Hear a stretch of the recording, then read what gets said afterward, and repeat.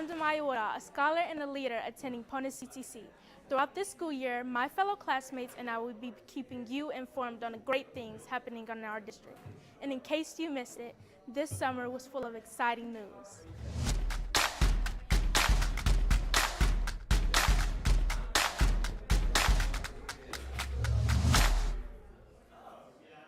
This year, DPS is under new leadership with our interim superintendent, Dr. David Lawrence. Dr. Lawrence is a Dunbar graduate and has a long history with DPS. He began his work with the district in 1995. Over the years, he has taught at Edwin Joel Brown Middle School, Meadowdale High School, has served as an assistant principal at Stabber School for the Arts, and principal at Thurgood Marshall Steen High School. I'm personally looking forward to just getting out to school buildings every day and seeing the progress in terms of how we're trying to build culture. And I think that's a part of communication. Communication can be verbal, nonverbal, but also it can be your presence itself. And I think by being in school buildings on a regular basis, at lunch duty, recess duty, tying shoes for second graders and first graders, at athletic events, and just showing the administrative team that's closest to me on cabinet and those people in the schools that we really are going to work on culture this year. And all those school results, they'll come. We are looking forward to an amazing school year under his guidance. After a long overdue upgrade, the Welcome Stadium renovations are officially done. Come out and show your DPS spirit by attending a game and experiencing the new and improved stadium for yourself. Unable to attend the game? Catch our Games of the Week live streamed on the DPS YouTube channel. Games are streamed on either Thursday or Friday from students like me in the Ponitz Media Arts pathway. Recently, the district broke ground on the Transportation Center renovation project. The renovated center will include more open space, break rooms, additional restrooms, consultation and conference rooms, office spaces, and more. Wrapping things up, DPS has so many great staff members who help our district thrive. In this episode, we're spotlighting Rob Hunter, the district's Director of Operations. Mr. Hunter has been with the district since 2019. Previously, he works as the Compliance Coordinator for Operations. His day-to-day duties consist of meeting with the staff, going out to buildings, performing compliance inspections, and ensuring buildings meet all safety standards. That's it for this episode of In Case You Missed It. Catch us next time for more district highlights and follow us on social media to get the most up-to-date info and news 24/7. I'm Damaya Wara, and remember, you can waste your life drawing lines or you can live your life by crossing them. Quote by Shonda Rhimes.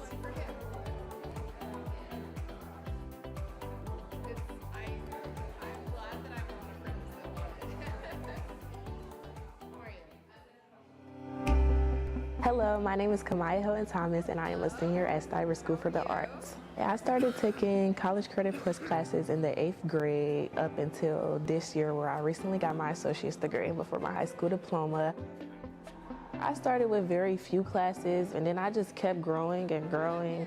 Many people recommended I keep a small course load, but I kept leveling up and taking as many as I could. So I kept maxing those hours out, and over the summer I took 16 or 15 credit hours so I can just be one step closer to getting my degree. Not many people have an associate's degree. Straight out of high school, some people, go start working without a degree, or maybe they even take a gap year or go to school. So to have that one thing done and accomplished is great. It's gonna save me a tremendous amount of money. Even though I have gotten a scholarship, it also helps though, because it's that scholarship is only 4 years. So if I go over that time or I need to help and take other courses, I have that done. And that actually has helped me because that's basically a free degree that I can lean back on.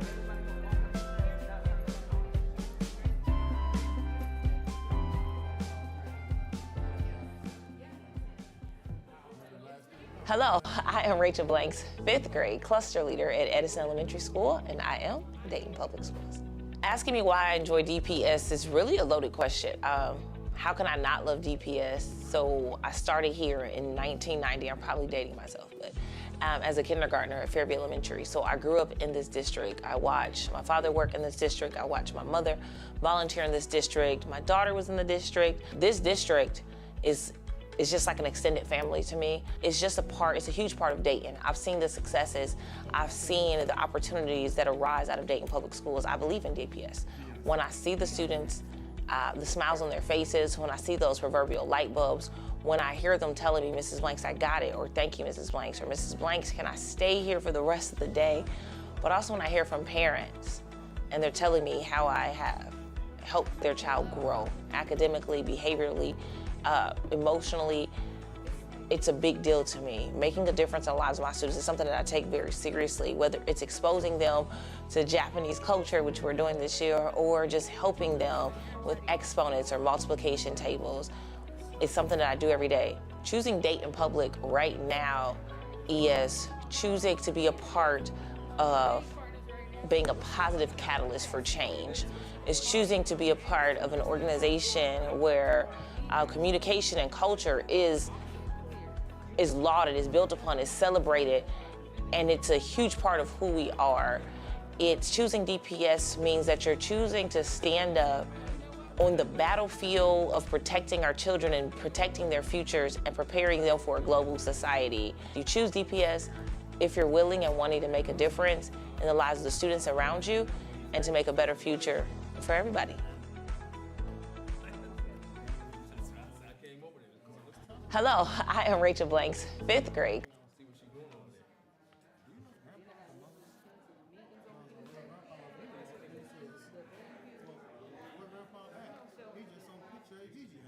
I took him to lunch to explain that to him. So that's First he said, I'm gonna get myself in trouble. he's that age when he passed. And they just had they had grandparents day at the daycare, and then I didn't realize it because I would have had somebody go up there for him. So everybody out there with their parents, and he's like, "Where's my grandpa? Where's my grandpa?" That's why I want to meet, because I think Just sent a picture at Gigi's house. That's so sweet. y'all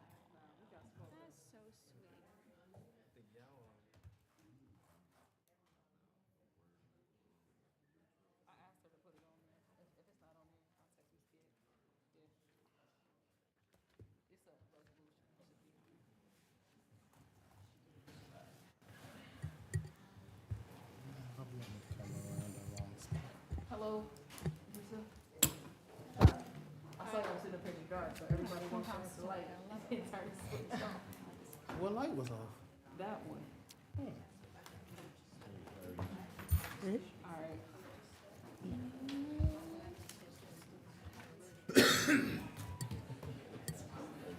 I have an extra one over here. Everybody got board docs up? I just stopped. I'm ready to go.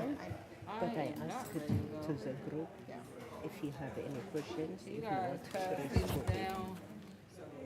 So I didn't hear anything from them. So maybe you can put it Must be a good pen. next. It is. Maybe. I was good enough to give it back. Oh, was there more? Oh, okay, okay. You remember?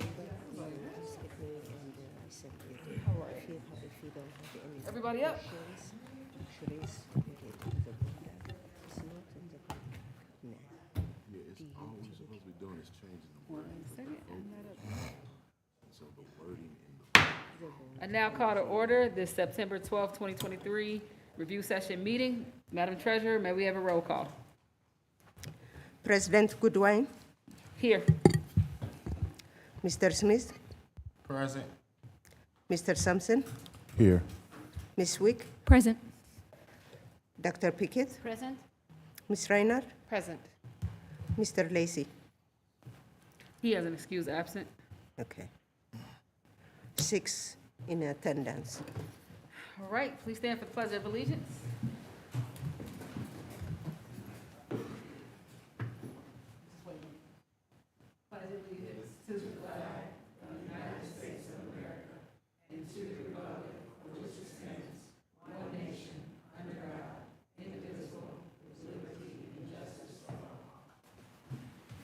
Right.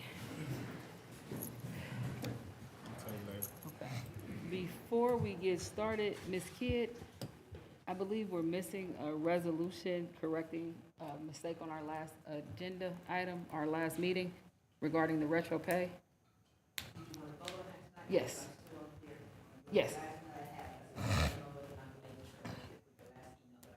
Okay, if you put it up, then we can look at it and just change it on the floor if necessary. Okay, thank you. All right, I believe we have a special presentation. We do. Today, we have our Senior Executive Director of Transportation, Craig Anderson, is going to come up and give us a preview of our getting ready to roll out ID badges on the buses. So the king of customer service, he always answers his phone and calls everybody back. Come on up.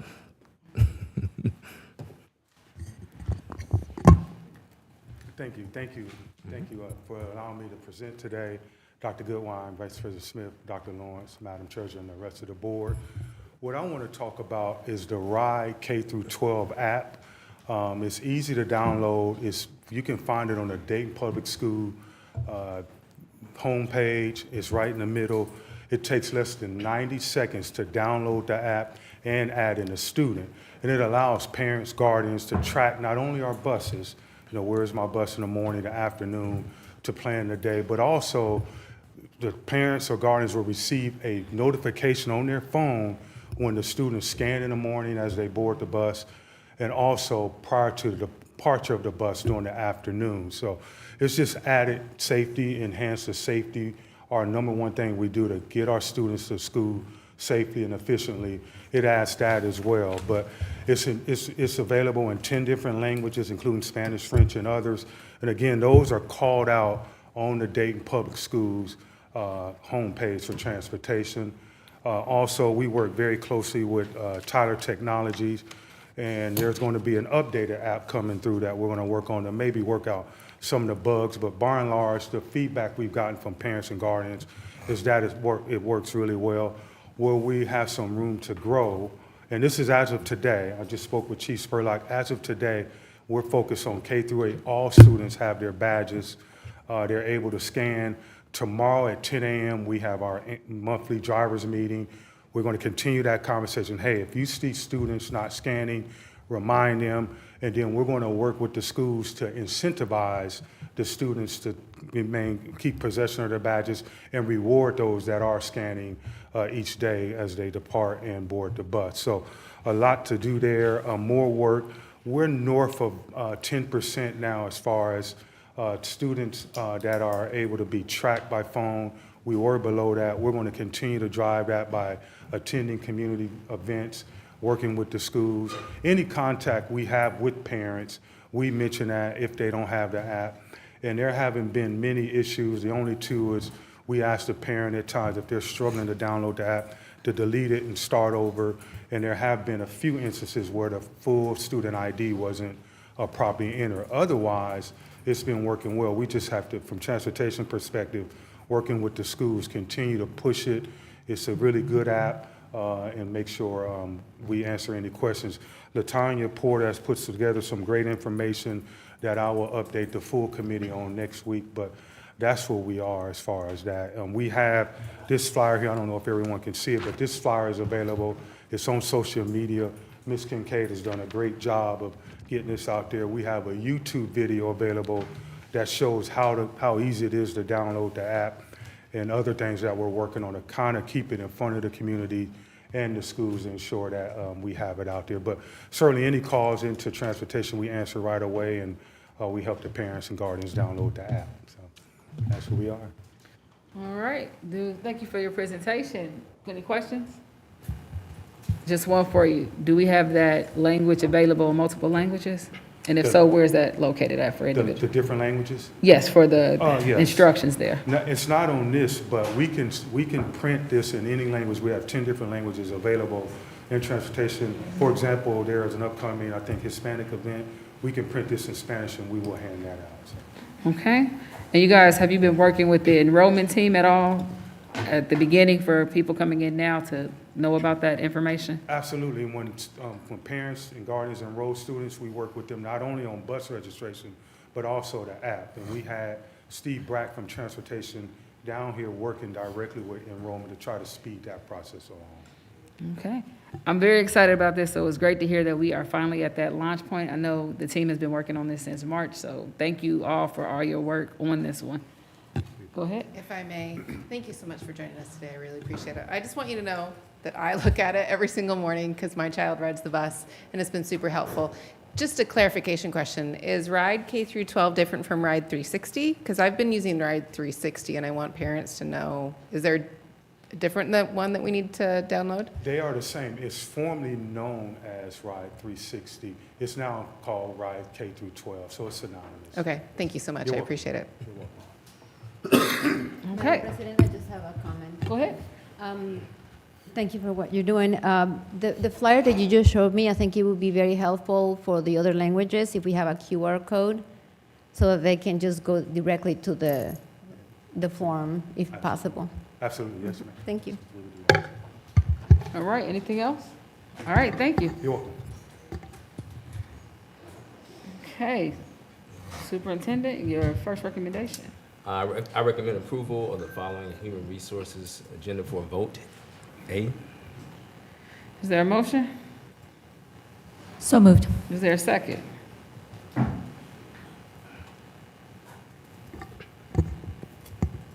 I'll second it. All right, any questions on the agenda items? Go ahead, Board Member Sampson. Madam President, I would like to pull number 16. I would really like to be able to discuss a couple items, but one that is glaring to me is item number 16. That's fine. And I know that we have executive session, but I don't want the staff to be here all night, but I do have some questions. Okay. Anything else? Anyone else? All right, seeing none, may we have a vote? With excluding number 16. President Goodwin, Yes. Mr. Smith, Yes. Mr. Sampson, Yes. Ms. Wick, Yes. Dr. Pickett, Yes. Ms. Reiner, Yes. 6 yeses. Thank you. Your next recommendation? Next recommendation is that we approve the following human resource agenda for DEA after July 10th. All right, this is not for a vote, so if there are any questions, just feel free to jump out there.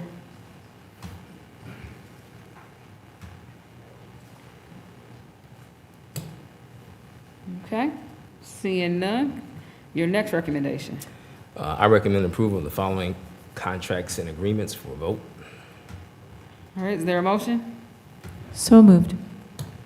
Is there a second? Second. Moved in second. Are there any questions? I have a question. Okay, go ahead. Thank you, Madam President. Just a question and clarification, Superintendent. Why are these up for a vote today? I assume that it's for just expediency of getting the contracts done. Just, is that? Yes, ma'am, absolutely. Board Member Reiner, the Miami Valley CDC is for our ECE students, and that's a grant, and we're behind. We need to get that paid right now so we can stay in compliance. And then the Go for Healthcare LLC, that is our certified athletic trainers. We are trying to rectify a problem that folks have been reading about in the papers and on television. So we've got a solution. It won't be immediate, and they're here also to speak to the details of that if you'd like to hear some more. I'm good. Okay. All All right. right, thanks. And then there was one more, the X-Tech Partners Annual Maintenance Renewal. Yeah, that is part of our capital improvement, so we need to get that started. Okay, thank right. you. Appreciate the clarification. Go ahead. welcome. Board Member Dr. Pickett? Thank you, Madam President. I just have a question for the Go for Healthcare LLC. What are we getting for $538,560? Dr. Pickett, great question. Thank you. The team just flew in from Philadelphia to answer your question.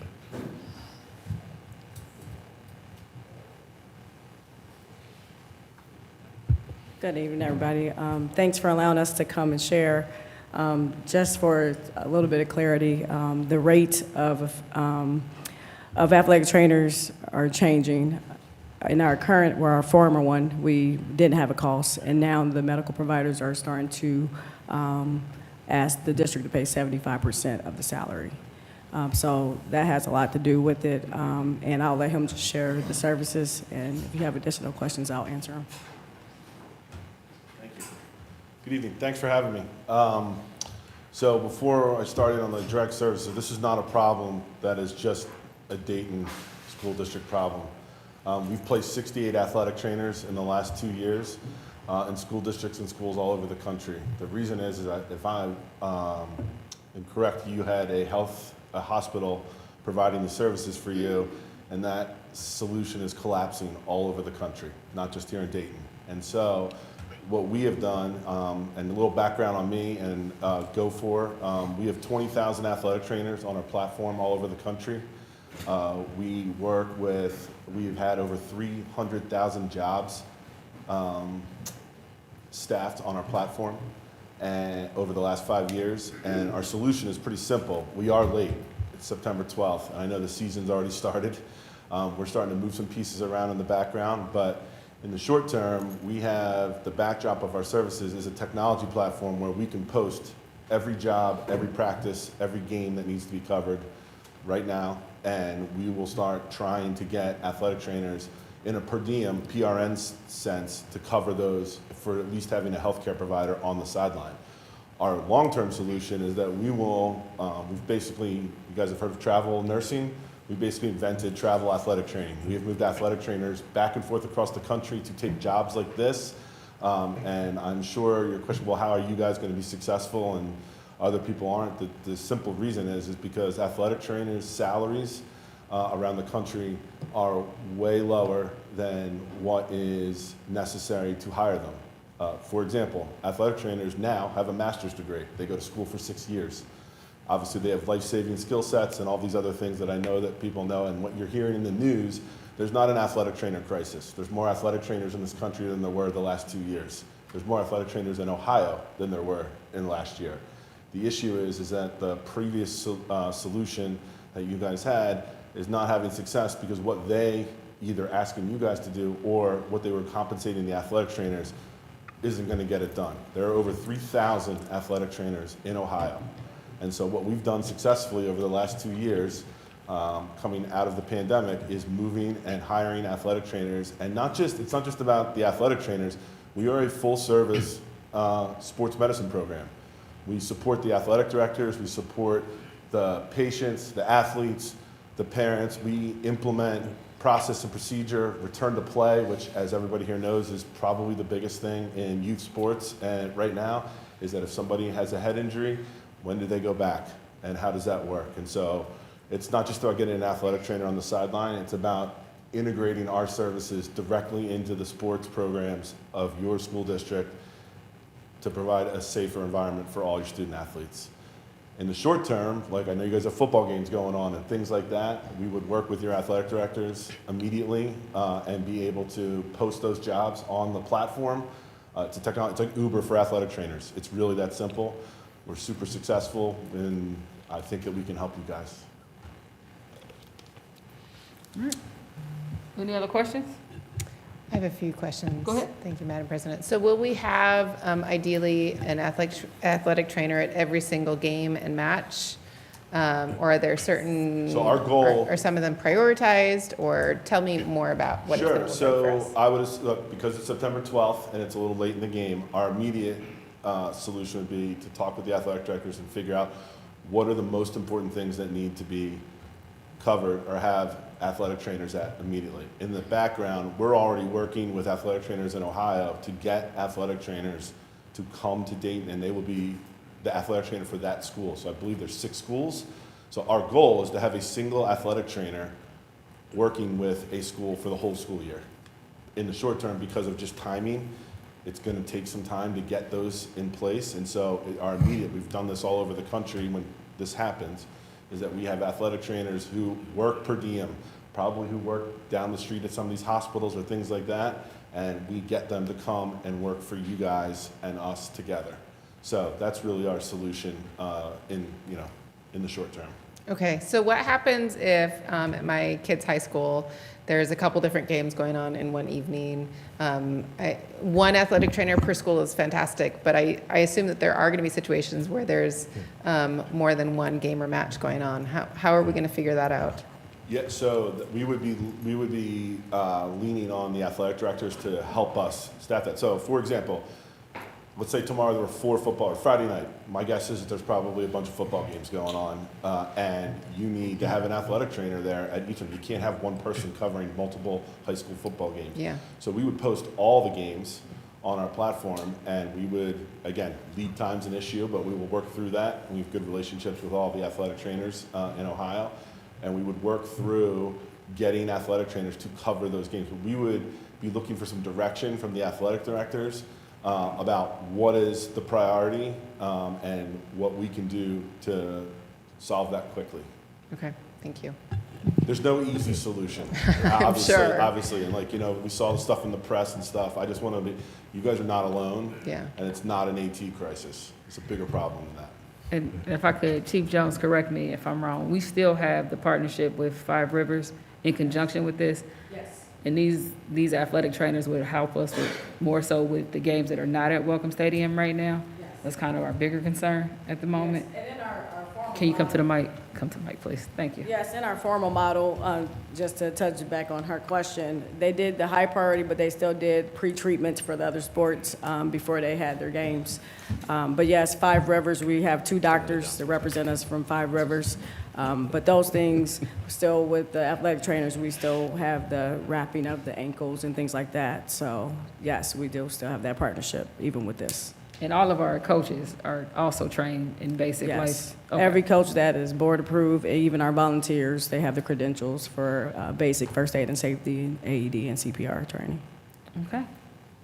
Board Member Wick, did you have something? And then Board Member Sampson. Thank you, Victoria, for this information. Thank you for coming out. I think it's interesting that all of these, you know, the world is changing and the process is changing quickly and keeping up with these things. So I think this is a perfect example for us to use as we continue, all of our leaders, we continue to look for gaps in education, gaps that we're going to be filling.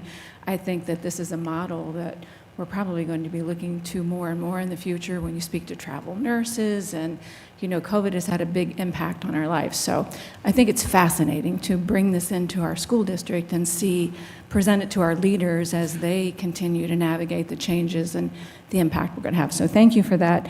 I do like to point out too, I mean, how many athletic events a year do we cover? Can you just give me an idea of that? Over 1,000. I mean, for football alone, we have 21 games with football alone at Welcome Stadium. So, I mean, we have soccer, but we actually did that list, and it's probably over 1,000 events for the year. Thank you. I think it's important for our community to understand the number of games that we do cover too, as we're looking to fill these gaps. We have 6 high schools. We have a lot of programs we're filling. So happy that all of our staff are trained as well to continue to fill those gaps. So thank you for being here, and thank you for your solutions. I think they're great. Appreciate you. Board Member Sampson. Thank you, Madam President. With this contracted services being effective today, when do you think we would be able to see our first benefit athletic trainer from this contract from Go for Health? So crossing my fingers and hoping that, I mean, if we could get, if this is approved, we get the schedule tomorrow, we'll start, I'm hoping I'm having your games on Friday night covered. I mean, I can't sit here and promise you that because of the timing of all this, but in terms of having a full-time, and this is the one thing I want to also be clear, like our goal is to also work with everybody here and with the athletic directors to help you guys solve this long-term. This is not like a short-term solution, like we're in this to help you guys figure out a long-term solution because the world is changing and the athletic trainer position and profession in itself is rapidly evolving, specifically around their education and how long they go to school, and they have master's degrees now, which they didn't have, wasn't required a couple years ago. So my hope is that if you guys approve this, we get to work with your team and we can start having athletic trainers at your events as soon as possible. On our platform, that's different than having a full-time athletic trainer. You know, that's obviously our goal, but on our platform, our average time to fill a job all over the country is less than a day. So every athletic trainer knows us. They know they can come here and find work. Thank you, Madam President. I have one more question for you. I want you to be super successful because that helps everyone here. in the event that you are not successful, what is the cost to us as an organization? In the event that you can't fill these positions? Nothing. Okay, so this is, So the way this works is, this would be, I assume this would be, just like every other else, like, you only pay for services that we deliver. okay. Okay, so we don't, I'm not gonna charge you guys for stuff that we don't deliver on. We've been working quietly behind the scenes. We can't do anything formal until obviously we have a contract. We can't have people moving across the state and things like that till we met with you tonight. But the goal here is that we would, the Dayton School, you guys aren't gonna pay for anything that we don't deliver. Okay. Anything else? All right, thank you. Appreciate you both for Thank you coming for out. having me. And, go ahead.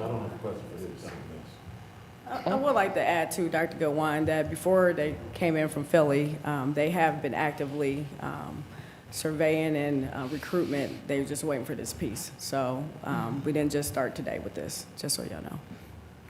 Thank you. I know you guys have been working on this, I believe, since May of trying to get this in, so you have been put some work in.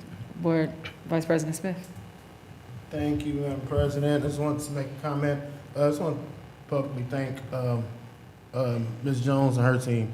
I know that, people have been reading some of the things that have come out, but I think that some of the things that you guys have done has not been lifted up. The connections that Madam President spoke of, making sure our parents were aware of the situation during the parent meetings, the guardian caps that we see to help combat concussions in the season. Nobody, speaking on those things and all the things, the sideline coolers when it was hot outside, and just want to lift up that work and understanding that this wasn't something foreseeable at that time, but I appreciate the work that you guys and your team did to make sure our children were safe as possible during all these times and the work that you continue to do. So I just wanted to lift that up. Thank you. All right. Thank you both. Thank you. Is your comment? Go ahead. Yes, ma'am. Thank you, Madam President. X-Tex Partners, can someone tell me what that is, please?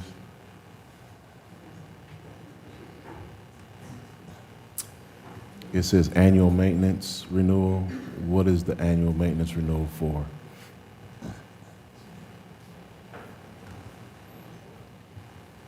Good evening. So the annual renewal is for our cameras and access control across the district.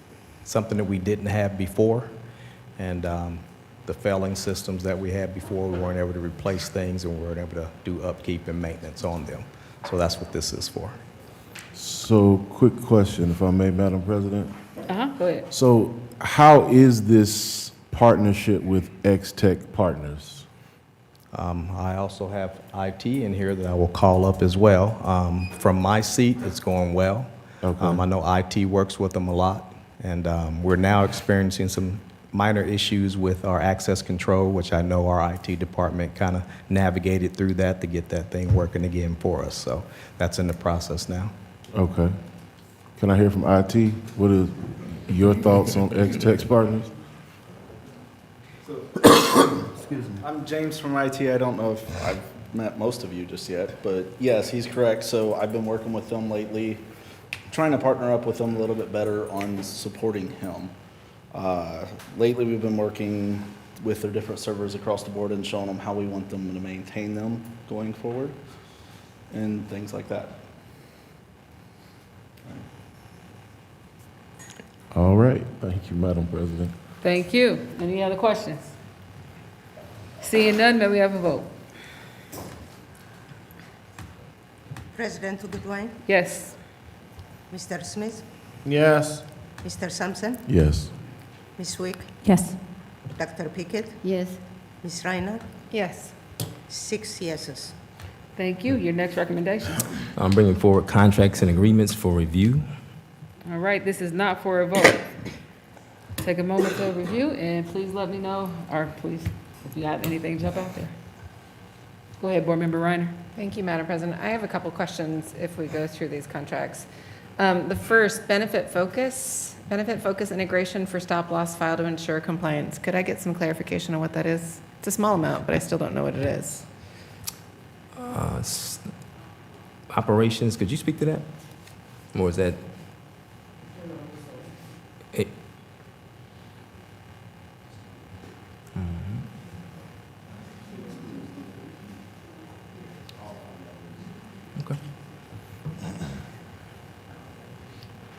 Okay, yeah, I have to get back to you on that one. Okay, the next question I have, critical mention, a media monitoring service. What is that exactly? What is that? That's a renewal contract, and Ms. Kincaid will come up and speak to it. Critical mention, so media monitoring service. So any time Dayton Public Schools is mentioned on TV news, radio, online, it'll alert us and we will know where we are being mentioned and we can view those stories. So we get some good data that way. We can see what the coverage of our district is and who's watching where and where the coverage is. Okay, thank you, appreciate it. If I may continue, Yes, I'm please. grateful to see all the renewals of the family resource centers for the neighborhood school centers. There's another one. Another board member, if anybody else has a question, I need to find the other one that I was looking at earlier. Okay, anyone else have a question? Give us a second. I already talked to y'all about all this. Okay.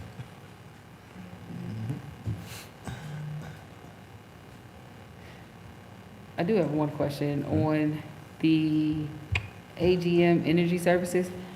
Where are we on our timeline of replacing this chiller? It's at least 6 months. We have to rent it for, I think, 5 or 6, so it takes a while to get them in. Okay.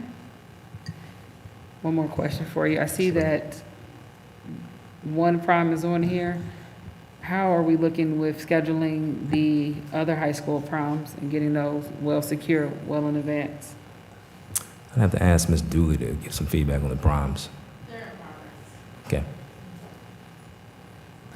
For those who could not hear on the mic, she said they They're are in progress. All right, Board Member Reiner, have you found the one you're looking for? No. I'm Okay. good, thank you. Anybody else have any questions? All right, your next recommendation? Next recommendation for review are consultant contracts. All right. Are there any questions?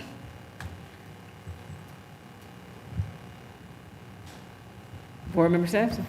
Thank you, Madam President. I just want to say that I'm excited to see some of the names that I see as relates to providing mentorship for elementary assistant principals. Some of these names are rock stars in my opinion, and to see these former educators, administrators coming to give back to our assistant principals is absolutely phenomenal to me, and I just want to say thank you to Dr. Lawrence and his team for considering bringing these individuals back. Thank you, Madam President. Thank you. Board Member Smith? Thank you. Along those lines, just to get some more detail, Dr. Lawrence, could somebody from your team kind of let us know where we're aiming at with these consultants, and what do we expect to get from it? Sure. Ms. Minor, would you like to come up?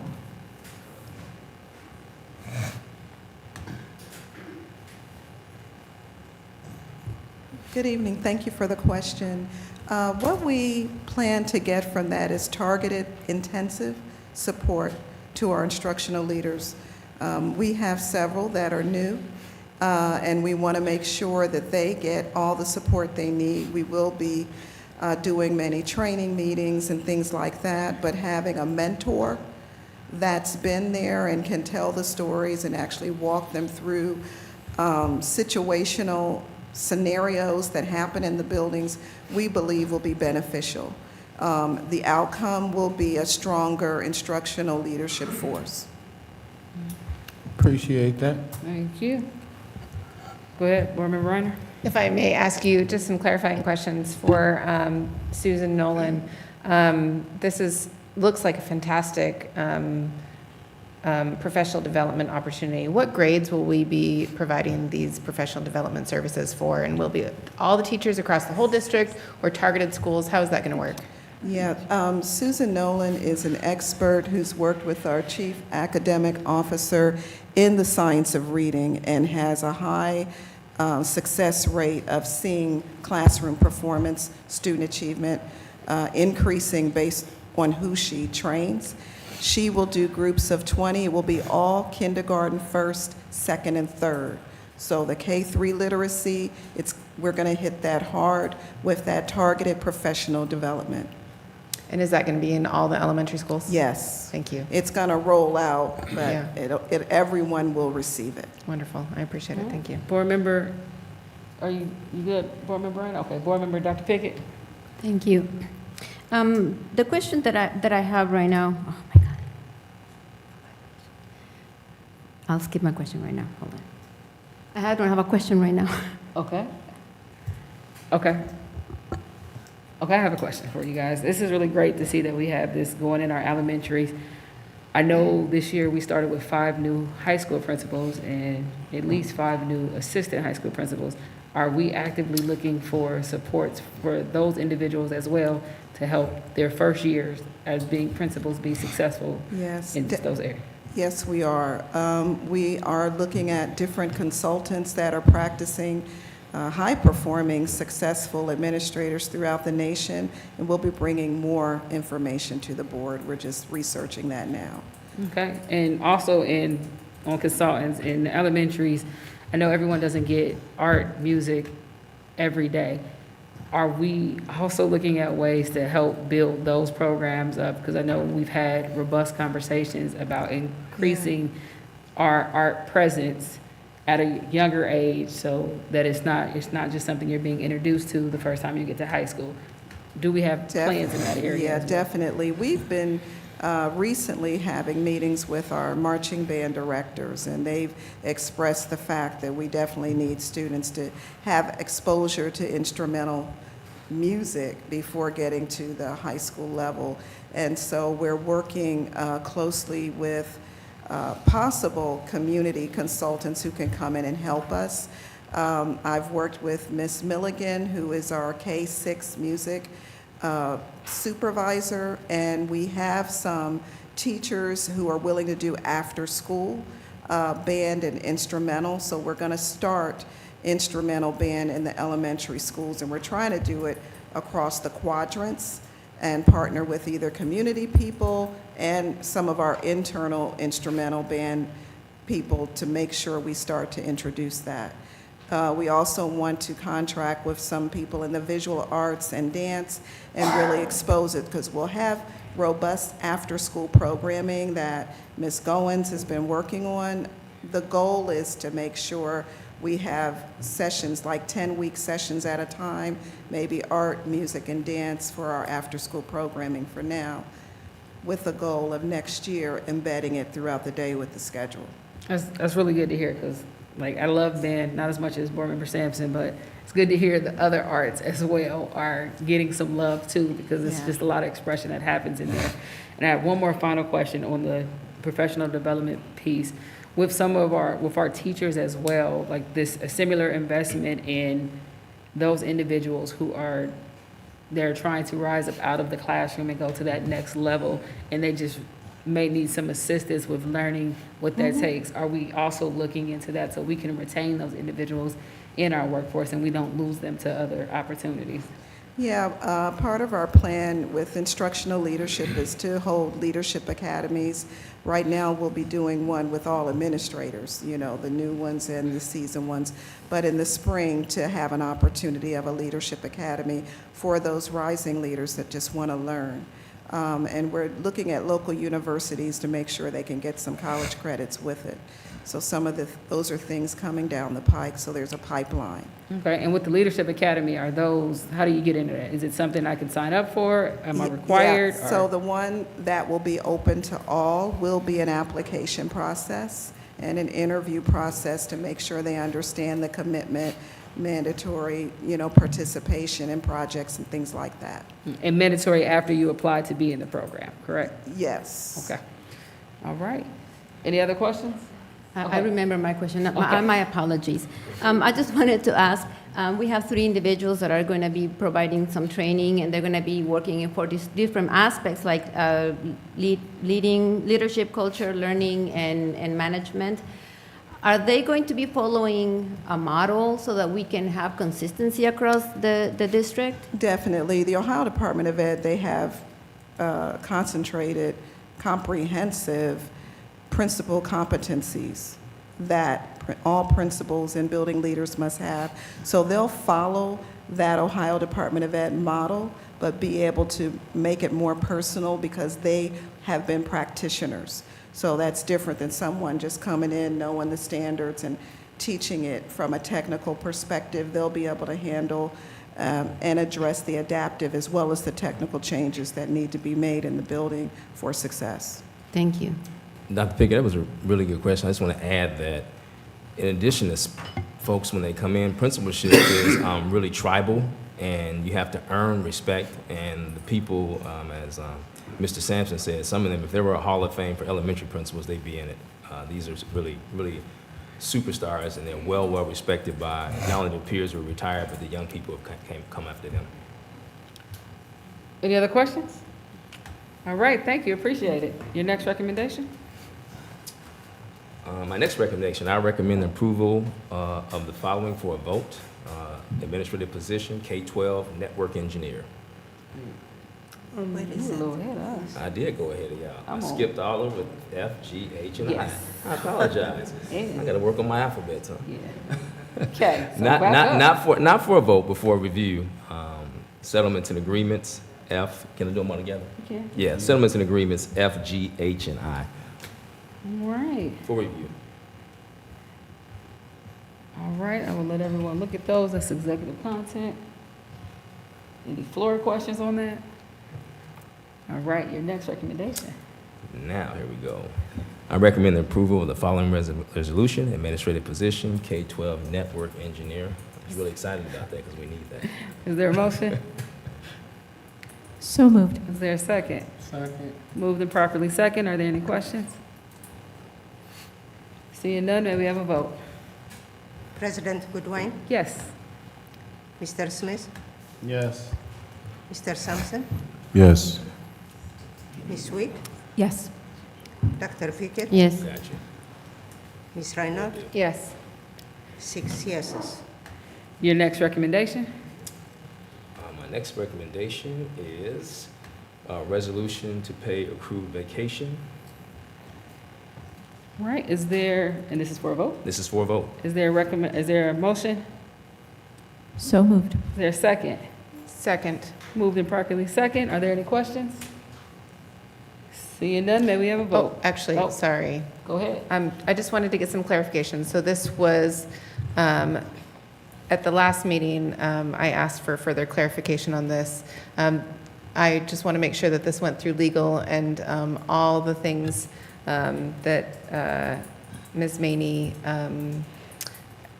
the settlement agreement is in line with the agreements that she had when she left, and it crossed all the legals, dotted the i's and crossed the t's. I just want to make sure that we are good with it, because there were some questions last time, and I want to make sure that we're not doing our due diligence.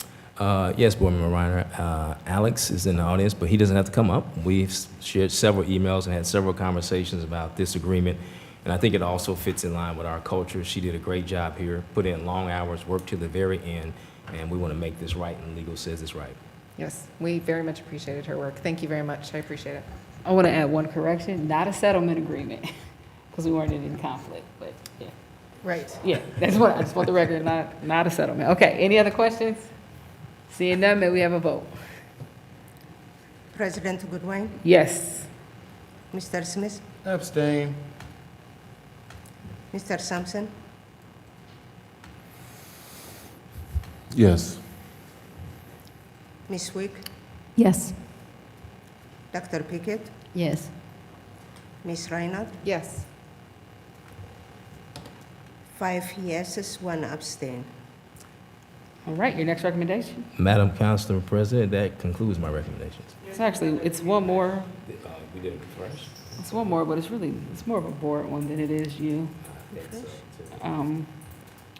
So this is the resolution for the retro pay. If you guys could all look at the language, I believe the minutes last time kind of recorded this incorrectly.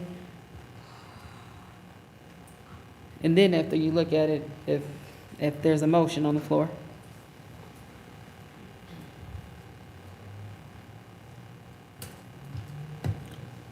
Did you refresh the screen? I just did. Thank you. That's not the one. Yeah, but I'm finished with there. Okay, is there a motion? So moved. Is there a second? Second. Moved to second. Are there any questions or corrections to the language so we can actually get this resolved and not bring it back again? All right. Seeing none, may we have a vote? President Goodwin, Yes. Mr. Smith, Yes. Mr. Sampson, Yes. Ms. Wick, Yes. Dr. Pickett, Yes. Ms. Reinhardt. Yes. 6 yeses. All right, I'd ask board members to review the settlement agreement in M.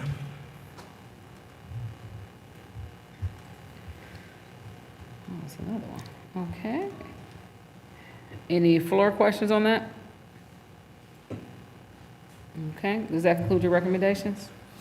Now, Madam Council President, that concludes it. All right. Concludes it. Madam Treasurer, your first recommendation? All my recommendations are for review only. This is appropriation. We are asking to increase the appropriation in general fund by 10.5 million. In miscellaneous grant funds, 1.8 million. This is due, general fund, we are trying to advance from general fund to capital improvement. The operation department needed some improvement money, and it's going to be, I will discuss it later on, it's going to be repaid by when we get a loan from the banks. The $1.8 million is we got for security, for securities. The $550,000 is for the athletic trainers. Those are the adjustments we are requesting. Do you have any questions on this? Any questions? All right, your next recommendation?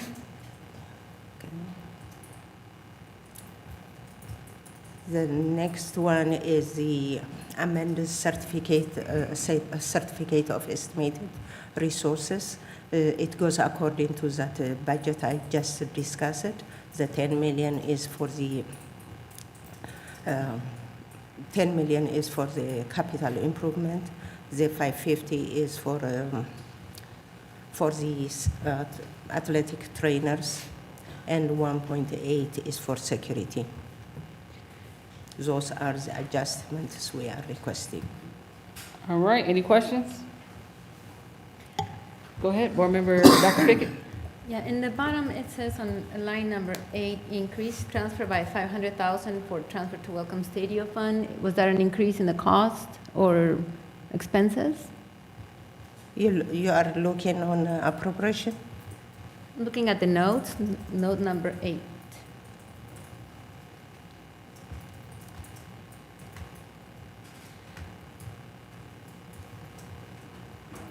Okay, hold on. My apologies, I'm looking for the general fund appropriation change sheet. Oh, appropriation. Okay, I was on estimated certificates.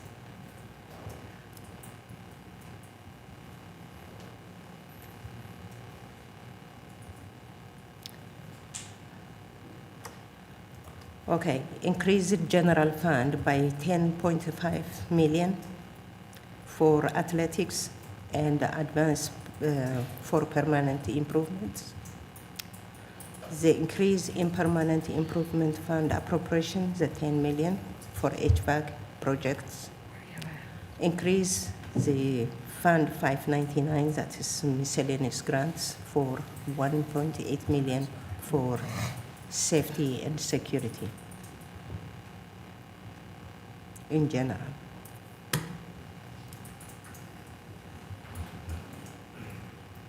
That's it. I'm sorry. But there's $500,000 for their stadium increase. I don't have 500. On the note number 8. Oh, that is from last one. I keep a running total. Okay. That's the last amendment. Okay, thank you. That was in August, I think. Okay. Yeah, I'm sorry. Thank you. All right, your next recommendation?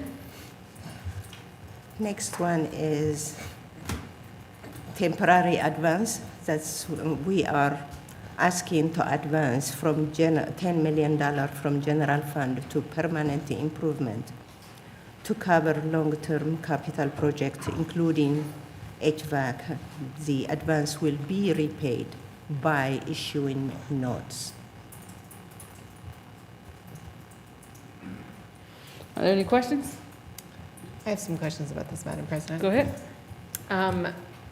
Could we get a breakdown, Treasurer, of the amount that we've spent on our HVAC with ESSER dollars and what the, I would just like some more information about this. $10 million is to me, it's a large amount. Are you asking how much we spent so far? Yes, I would like to know how much we've spent on HVAC, either using the Capital Improvement Project Fund or the ESSER Fund over the last, let's say, since fiscal year 20, so we can go back all the way prior to getting the ESSER dollars. I would like to see the breakdown of what that is, and then what the expected projects would be with this $10 million fund prior to approval.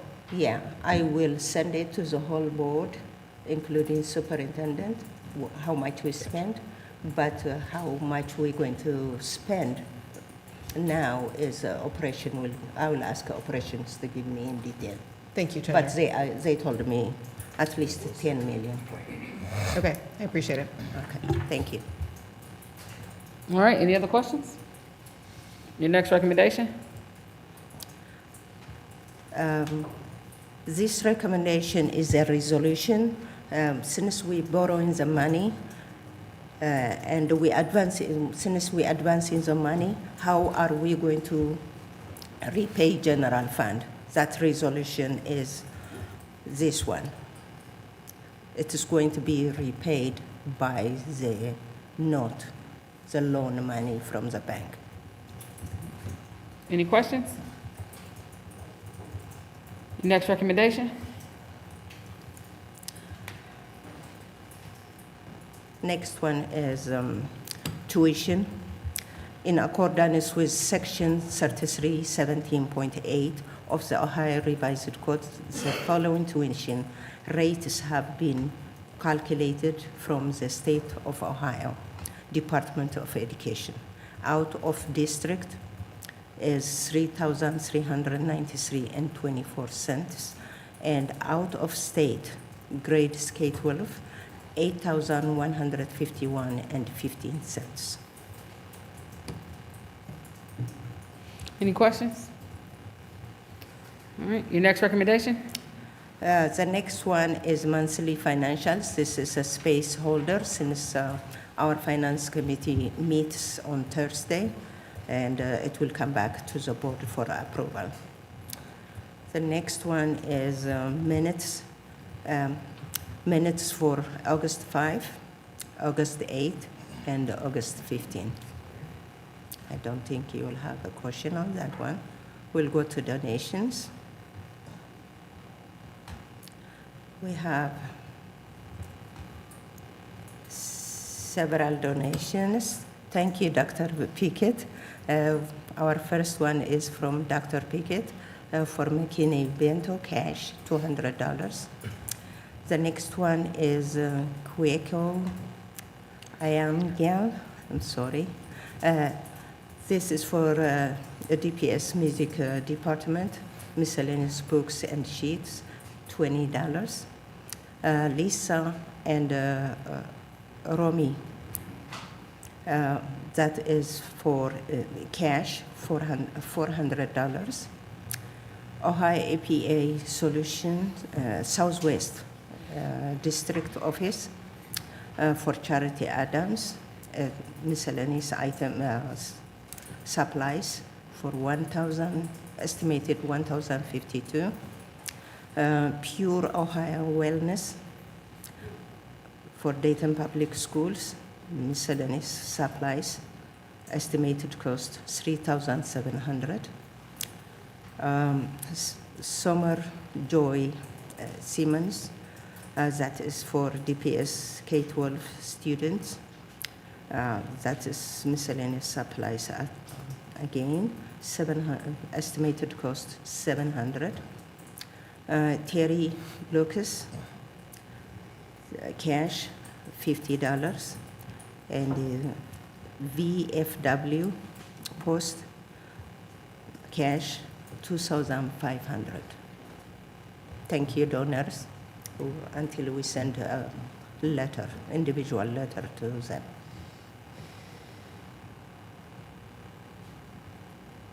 Okay, any questions?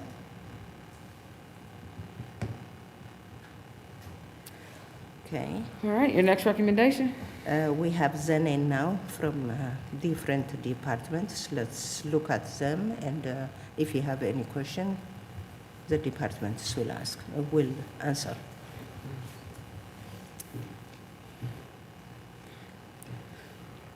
Any questions?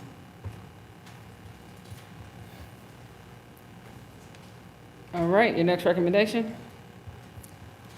We have purchase requisitions from several departments. Let's look at them, and if you have any question, we'll answer.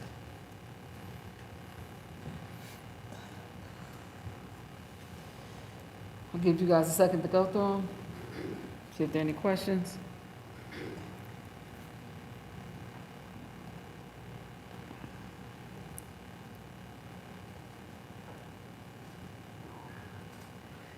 I had one. Can you tell me a little bit about Teach Town? I can.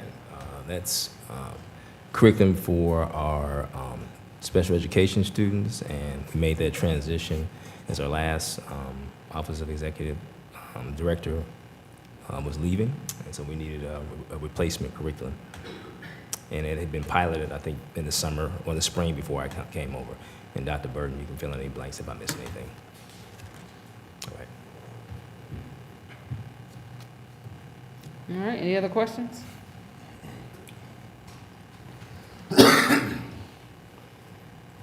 All right, does that conclude your recommendations? Yes.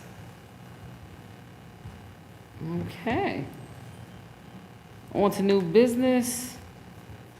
I believe the first one is the actual contract to go with the vote that we did for the interim superintendent salary. We want to have any questions or discussions on that? Okay, and then next, these are the incorrect policies on here, so I will hold off on that until we get back, because those are what occurred at our last meeting, so I'll just move on to the end.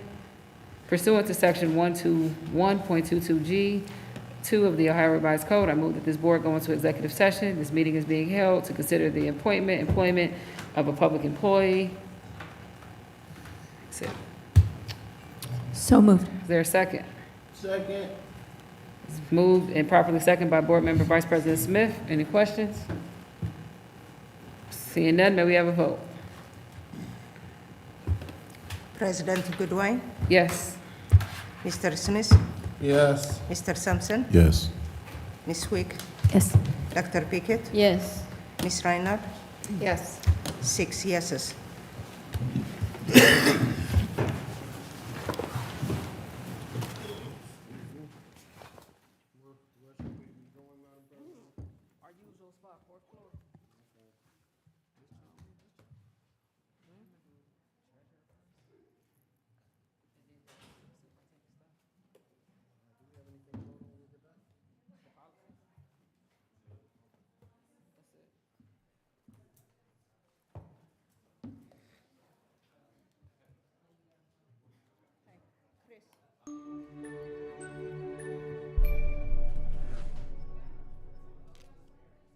Today was a day of excitement and enthusiasm and an inspiration for kids. Our goal is to inspire kids by doing and experiencing science in really fun ways. So if we can make science fun and exciting, they're going to gravitate towards those things, and then they're going to be like, oh, I need to do more of that, and I want to try that. And it's okay to fail. It's okay to try new things, because science is all about learning, exploring, and really just investigating the world around us. Being able to come out to a school like Roosevelt Elementary and working with Dayton Public Schools is really important, because I want these kids to see, and I want them to experience science in a way they've never experienced it before. Make it fun, make it big, make it explosive, but most importantly, make it relatable to them. And that's what this whole program is all about. What we got to do today, what I got to do on stage, doing all my demonstrations, was fun. But the engineering design challenge, where kids are building and they're testing and they're figuring things out, that's what science is really all about, is figuring out, oh, that didn't work. How do I make it better? Or, oh, let's try that again, but let's change it just a little bit. That variable needs to change. So watching them build their towers and actually figuring out how to get that ping pong ball as high as they possibly could, that's amazing. And you could just see their wheels working the whole time. And that's what this is all about, is getting them to be okay with trying it, but most importantly, with not getting it right the first time. Hey, I'm Deshawn, and I'm here at Wagaman Middle School interviewing the student spotlight, Christina. Christina Tinsley is an 8th grader at Wagaman Middle School. Christina has excellent attendance, excels academically, and always has model behavior for her classmates. She is respectful, responsible, and attends all of her classes on time. Christina is on the Wagaman Praise Dance team, participates in all positive school climate events, and is an overall joy to have in the building. How does it feel to excel in your classes and get good grades? It feels good, but it kind of feels normal because I've been doing it for like a couple years now. Where did you go before you came to Wagaman? I went to Louise Troy. How was your experience? It was fun. All the teachers is great there. Who was your favorite teacher? Probably between Mr. Miller and Miss Grant and Miss Coleman. So tell me about Praise Dance. I like Praise Dance. I like our teacher, Derica. She a good teacher, but she been doing Praise Dance for a long time. It's someone like, they have a lot of crazy dances, but they're easy to do though, but it's fun. Like, I'll keep doing it like for a long time probably. Do you know what you want to be when you get older? Yeah, I want to own my own business and do hair because I'm really good at doing hair. Did you know that Ponies has cosmetology? Yeah, that's why I wanted to go to Ponies for cosmetology and learn about hair. It's a really good program. Being nominated for Student Spotlight, what message would you like to give students and family? I would say like that y'all need to work hard in school. Getting good grades. Like it'll help you for like if you want to get into like colleges and stuff like that. Having good grades, and it'll help you in high school. And that's all I know.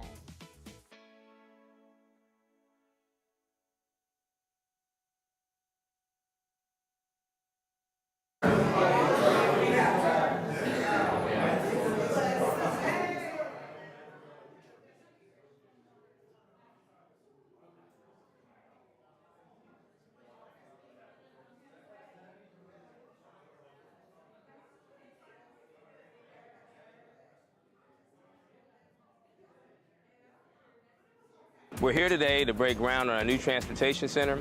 It's a facility that's going to house about 170 transportation individuals. That means mechanics, drivers, paraprofessionals, secretaries, IT analysts, and other payroll specialists. And so all those folks will be housed in that space. We'll also have brand new concrete where we're standing now for all 150 of our buses, which is a huge undertaking in itself. So not only a renovation of the transportation center, but also a full blacktop for both sides of the transportation center for the buses and new parking for the employees. I'm most excited for the employees. I've said it on a number of occasions. I've said it at board meetings. I've said it in the paper. Equity is a big issue for me.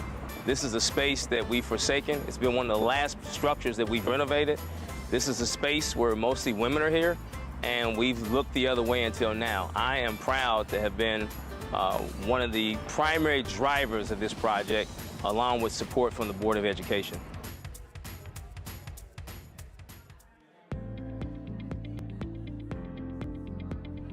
We've we've done a full overhaul of Welcome Stadium when we come to renovation. If it was in there, we touched it. We have the field that opened up last season, the track that opened up last season. Those were completely renovated to new state-of-the-art materials. And as you see, as you drive by, we have an amazing press box that happened. During the season, we actively worked to make sure that we got our bleachers touched on. Our locker rooms have been up to date because we live in a different world now, and we want our kids to feel comfortable and utilize them in the way they need.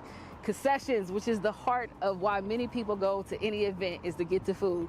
We've also added in our Hall of Fame display because, again, there's a lot of rich history here that people don't know about, and the best way for them to learn about it is for them to actually see it.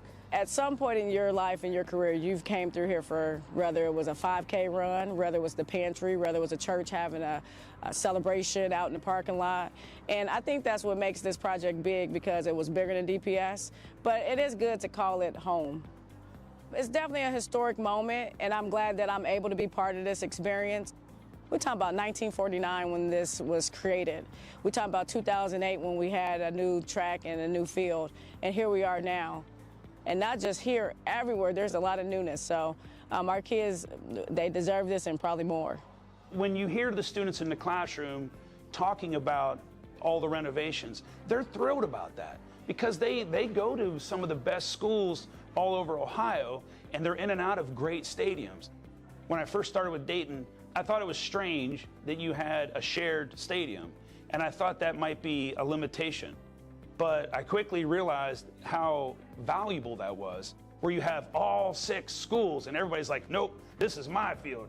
And so everybody gets their best time, and the students just love Welcome Stadium. It actually means a lot. I think it shows a level of commitment by our district to put money into our facilities for the kids. It gives them an opportunity to look forward to play in something nice. Playing in this stadium over 20 years ago, it was pretty old, the season at that time. And now to come back now to see the revamps and the changes, I mean, it gives a level of excitement, like I said, for people that like to come watch the kids play, just to see that we play in one of the nicer stadiums in all the nation. It's almost collegiate level facilities, and I think it's nice for the kids to look forward to that. By donating, it shows that we're invested with the kids also. So as a community, we say we're all about the kids, and you know, this is our opportunity to show that. One of the biggest things when it comes to sports is it really helps the kids feel pride in their school, feel pride in where they're from, feel pride in their team. And so the legacy of anything, of any school, I mean, you hear about those stories, this person that graduated from this school, you talk about it forever. I mean, you know, there's kids that played at Belmont, I hear still brought up even from 4 years ago where none of these kids were there. People still talk about them. And it just goes back to having that sense of pride. Somebody that went to my school did this, I can do great things too. I attended Ohio State University and became All-American, Big Ten player, and also a college football Hall of Famer. And after I left Ohio State, I went and played 13 years in the National Football League. I was a first-round pick of the Philadelphia Eagles in 1986, and I played in Philadelphia for 7 years, and I also scored a touchdown in Super Bowl 31. And this is a showcase. If you can play well here, you can play well anywhere, and it starts, Welcome Stadium.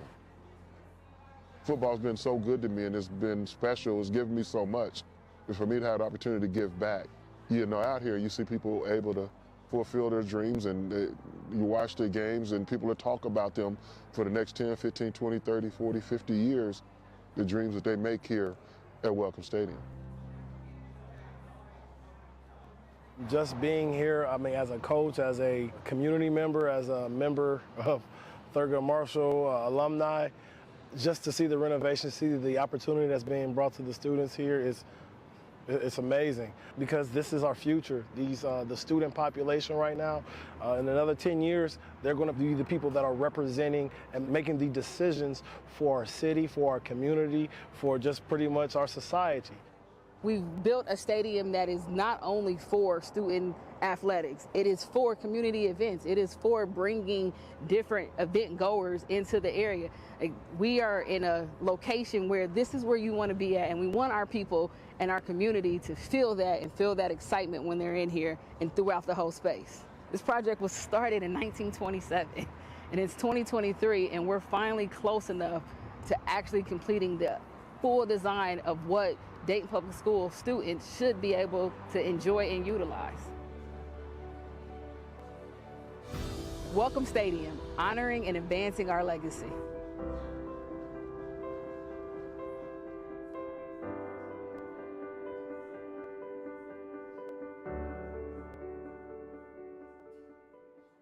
The Dayton Public School District is a thriving school system serving students from preschool through high school. With more than 12,000 students across 27 schools, parents can feel confident that their students will receive a high-quality education and graduate prepared for lifelong success. Here are 11 reasons you will love Dayton Public Schools.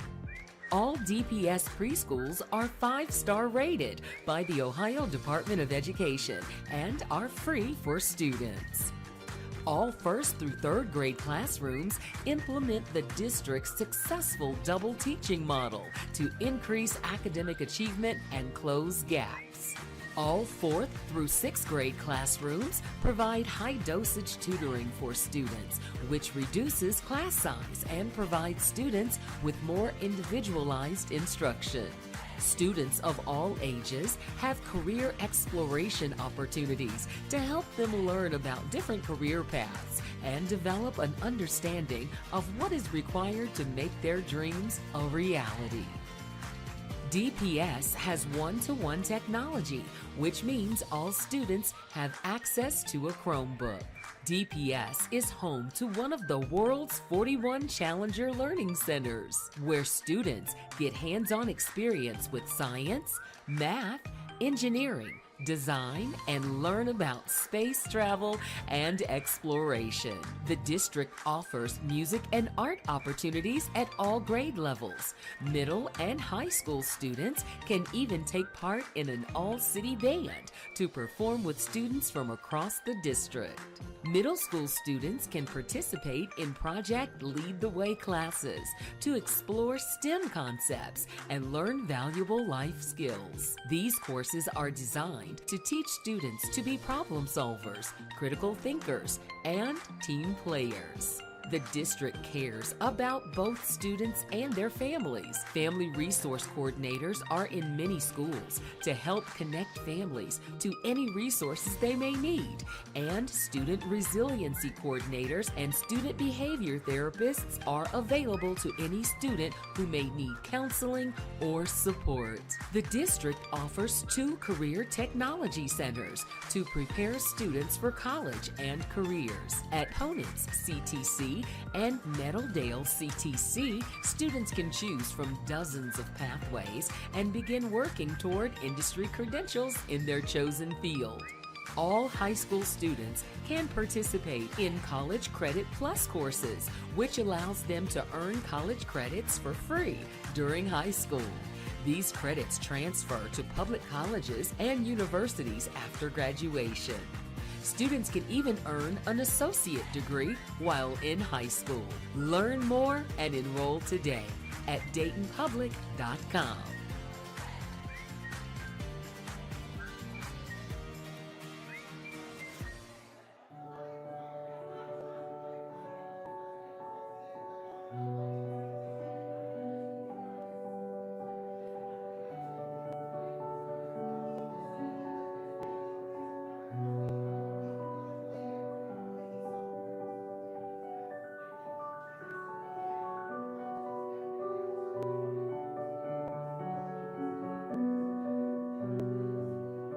This key is a key to the city. Now, I could say it opens every door, but that would be not telling the truth. But it's symbolic of someone that we want to make sure that they feel welcome every time they come to Dayton.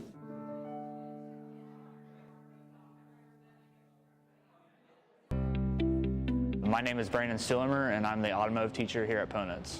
I'm actually a Ponance automotive graduate. After I graduated, I went to the military and became a mechanic for the military. After that, I came back and went to college and ended up coming here to teach at the program I graduated from. In this program, I learned the basic skills like tools, theories, and principles of how brakes work, how engines operate. My sophomore year, we took motors, We broke them all down, put them right back together. My junior year, we did electrical. I loved electrical.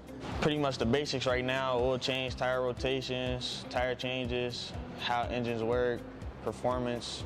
They're learning how to use the machines in here, the lifts, tools, and everything. I've learned how to break down engines, fix cars. I've learned how to do electrical. I'm in electrical now. This is my first time working on a project car, like kind of by myself, but it's not a one-man job at all.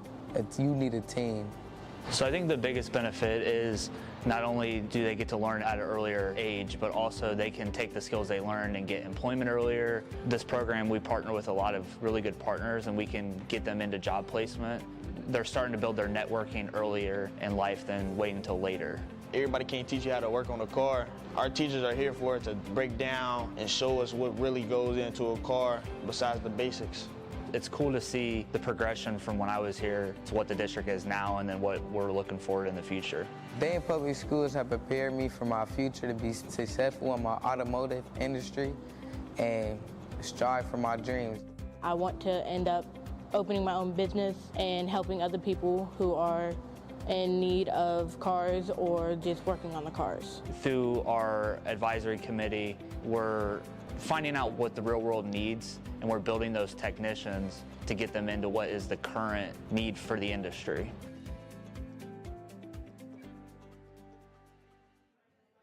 My name is Kevin G. Jewett. I work for Dayton Public Schools. I am a bus driver and OBI trainee at this time. When I joined DPS, it was at a time where me as a bricklayer, I couldn't find a job, and they have kept me working ever since I got here. Long as, you have integrity, they trust you. There's primarily integrity and trust. Long as you're fair about that, they're fair with you. A bus driver, to me, means freedom and integrity, issues that I can be trusted, and you can trust me with your children. The ones I carry, they know I'm gonna treat them, and their parents know that I'm gonna treat them just like I treat my kids. Zero tolerance, bullying, and whatever, and that I have their best interest. After all, they're the most precious cargo. I love driving. I never thought I would love driving, but I love driving, and I'll pick any kid up anywhere. And once they're in my care, you best believe I'm gonna do my best to protect them.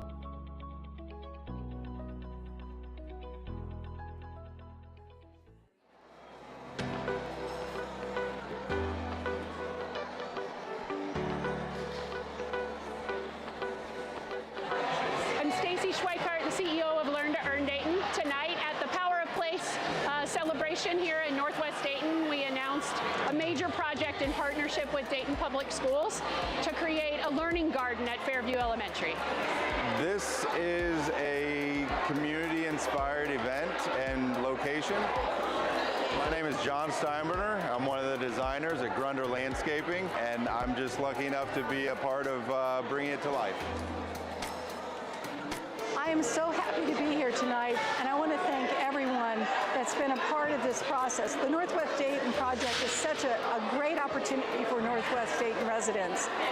Here at Fairview Elementary in particular, we're going to have a beautiful garden thanks to this group that envisioned it for our students. So I'm so excited. I'm so thankful for the partnership with Learn to Earn Dayton, with the Northwest Dayton Project, with Omega CDC, with all of our partners that have made this possible. Grunder Landscaping, everyone has made this possible, and I'm so thankful for that.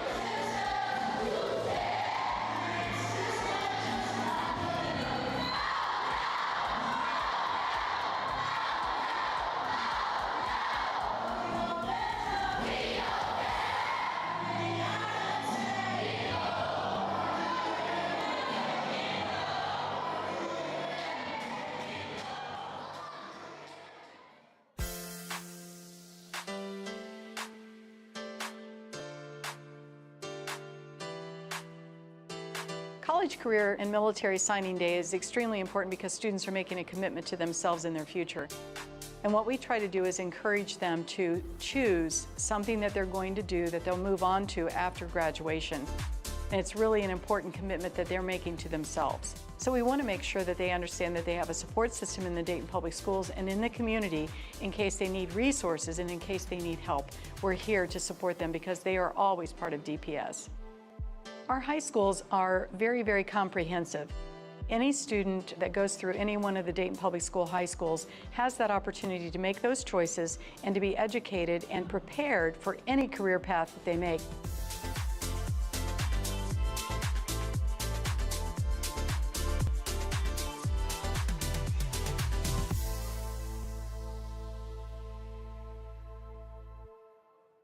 Remember, we tell you before, there are 4 reasons why you vote. For candidates or issues that benefit you, your livelihood, your family, and your community. No other reason. You don't vote because someone is tall or short, black or white, male or female, Republican or Democrat. You vote those 4 reasons. That takes care of you and your family and your community. So today is the first time I'm going to be voting for my family. My family is from Mexico, so I'm the first generation from my family. So right now, this is everybody in the background is voting for the first time. It was a very amazing experience. I like that we were crossing like around the bridge, and you know, it was just a very powerful moment where, you know, it's like your first time and you're going to have that as your memory. To like, oh, I remember I have to cross the bridge to like vote. If you want to fix something that is really injustice, then your vote really does matter. Like every person votes matters.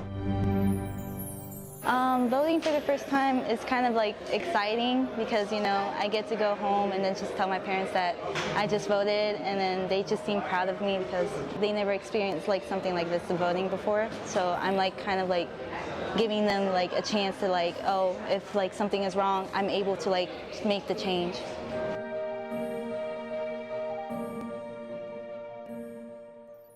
So this is the game design programming pathway. A lot of it involves some basic, like your basic programming class, your game design class, the IT career field, and then the programming career field is ever ending. So, I mean, there's so many opportunities career-wise that kids can really look into and then build upon and get certifications in here to help when they leave here, they're better prepared, and then resume builders are, I mean, they can have as many as they want when it comes to certification, and that looks phenomenal for them.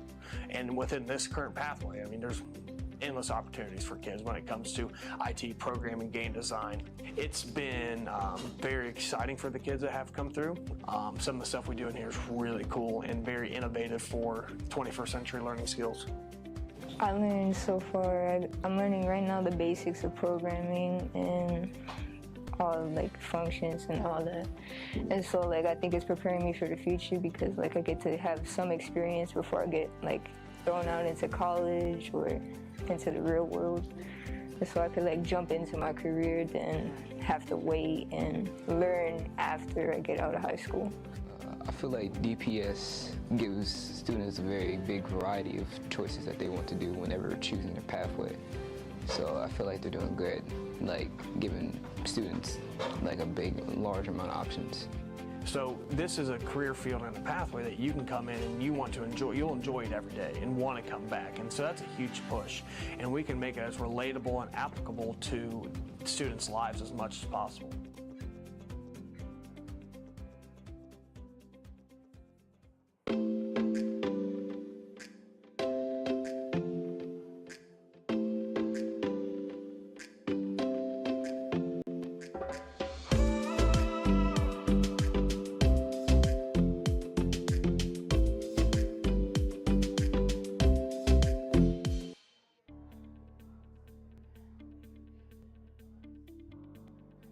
Hello DPS students, I'm Anthony Green and I attend Ponus Career Technology Center.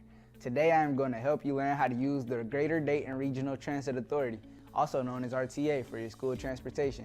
From finding a route to riding the bus and arriving safely at your destination. This video will cover everything you need to know to begin using the RTA today. Let's get started. Finding a route. There are several different ways to find a route to take you to and from school or any other location. If using your phone, find your Google or Apple Maps and type in your destination. Change your mode of travel to taking a bus, which you can do by tapping the bus icon. From here, your phone will display your route from walking to the bus stop, riding the bus, and exiting the bus, and walking to your final destination. This same process can take place on a desktop computer. Simply go to Google Maps, type in your destination, change the mode of travel to a bus, and view your route options. If your starting location is not currently filled in, you can type in the address of the location you will be starting from. You can also download the free transit app to view routes. Type in your current location and your destination to view the RTA route you should take. The transit app will also tell you when you should start walking to the bus stop in order to arrive just before the bus pulls up. If you would like to view each RTA route schedule in detail, you can visit the RTA website at iRideRTA.org. From there, select routes and click on each route to view a map, stop locations, and arrival times. Waiting at the bus stop. It is good practice to get to your bus stop at least 5 minutes before the bus is scheduled to arrive. While waiting on the bus, it is important to make yourself visible so the bus driver knows you're waiting. A good way to do this is to stand up and wave when you see the bus approaching. Remember to be fare ready by having your pass in your hand before boarding the bus. Entering the bus and paying for your ride. When you enter the bus, you will need to tap your pass on the payment reader. The passes are good for an unlimited number of rides in a 31-day period. The 31-day period starts the first time you tap your pass. If you receive a new pass before the old one expires, do not activate the new pass until you need it. This will ensure you continue to have unlimited rides throughout the entirety of the next month. It is your responsibility to remember when you activated your pass. To do this, you can mark the date of your first scan and expiration date on the card. DPS is providing students with monthly passes. Passes will be distributed at each high school on a monthly basis. Please speak to your principal if you need one. Note that these cards will not be reloadable and expire after 31 days. Riding the bus. Please take a seat or stand and hold onto a handrail or safety strap while the bus is moving. If you're standing, please be sure to stay behind the yellow line at the front of the bus for your safety. Other rules of the road include no smoking of any kind, no eating or drinking. If you bring food or drinks on board, they must be in a sealed container. While listening to music, wear headphones. Refrain from speaking on cell phones. Customers must not use profanity or engage in disruptive behavior. Vandalism of RTA property is not tolerated. Customers must keep the aisles clear to allow others to pass. If there is limited seating, please allow older customers and those with disabilities to sit down near the front of the bus. Please follow these rules and any other instructions provided by your driver. If rules are not followed, passengers may be removed from the bus. Exiting the bus. When the bus is approaching your stop, you must signal to the driver that you need off by pulling the cord on the side of the bus. Pull the cord after you pass the stop just before the one you need. When exiting the bus, please exit through the rear door to allow people entering the bus to use the front door. Remember that traffic does not stop for transit vehicles. Never cross in front of the bus. And obey all traffic laws and watch for oncoming traffic after exiting. Please exercise caution while crossing roads and intersections. If you have additional questions about using RTA, please visit iRideRTA.org.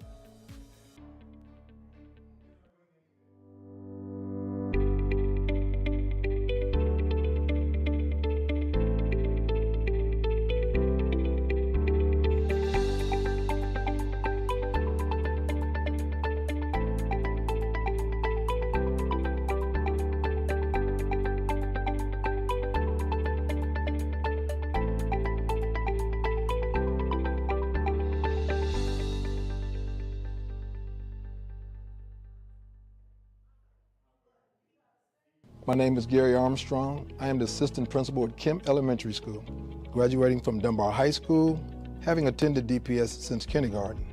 DPS has had a great positive impact on my entire family and given me and several members of my family rewarding careers. I love impacting the lives of students, male and female. Mentoring and coaching has been a passion of mine my entire career. I enjoy being a role model for students. The benefits of working in DPS are endless. Dayton Public Schools provides a great place for employees to develop as professionals and positively impact the families and students of our community.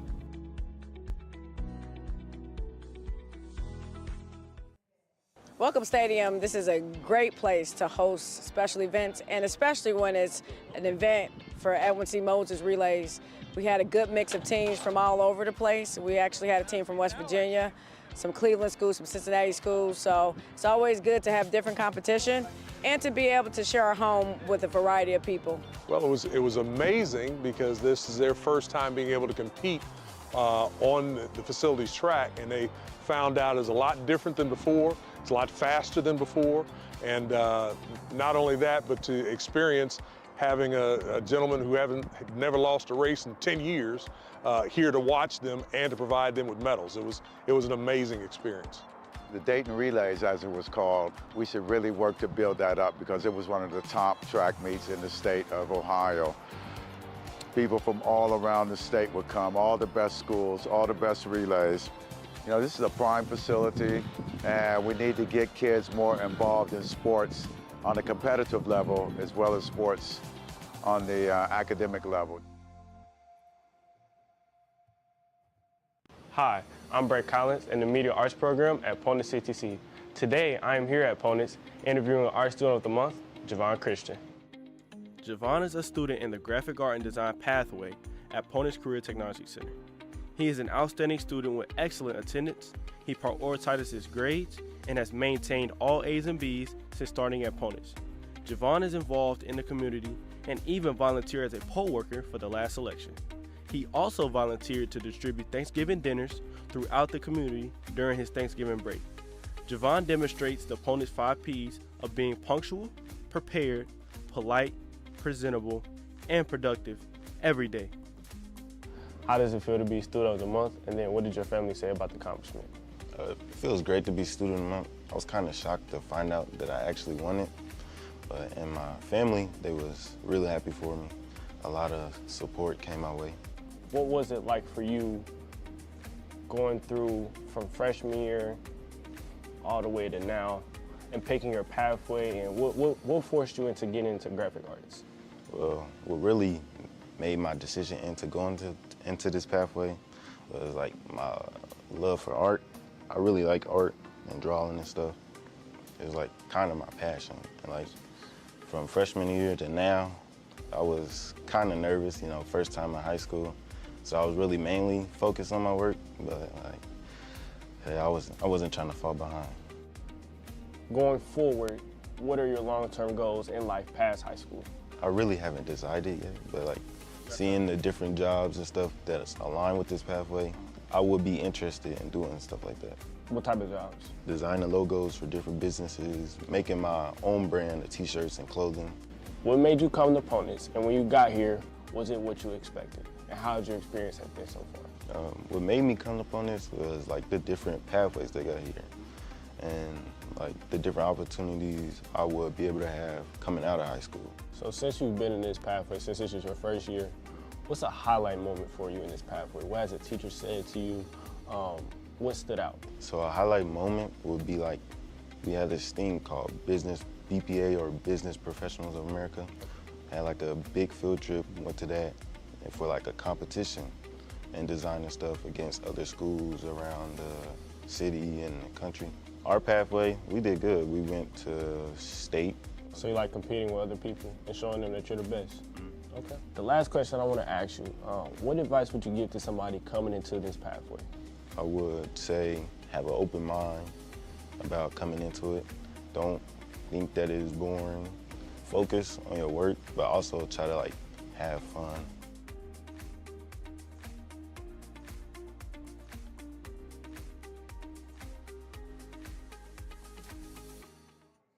Hello, I'm Chase Wells, a scholar, leader, and now a graduate of Dayton Public Schools.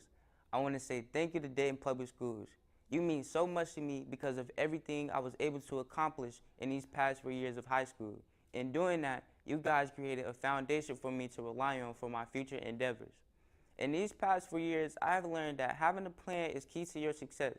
Without a plan, you're blindly headed into life, making it hard to push yourself to that next step. DPS provides a great opportunities for students to find their plan and get them past high school as they did for me. DPS has made me a better person by introducing me to the Males of Color program back when I was a sophomore.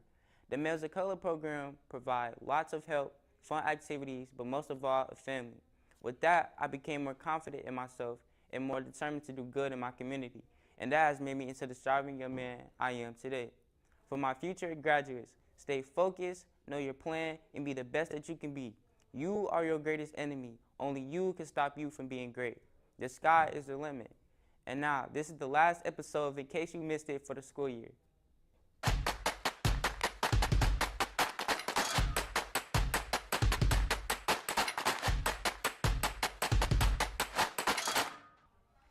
DPS high schools held college and career signing days for seniors. These annual events allow students to declare their post-graduation plans, whether it be college, a career, entering the military, or another path. Students then sign a banner that will hang in the school next year as a reminder to other students to prioritize academics and attendance to reach their goals. Congrats to the class of 2023. The Columbus Crew mascot surprised Belhaven students for winning the March Mania attendance competition.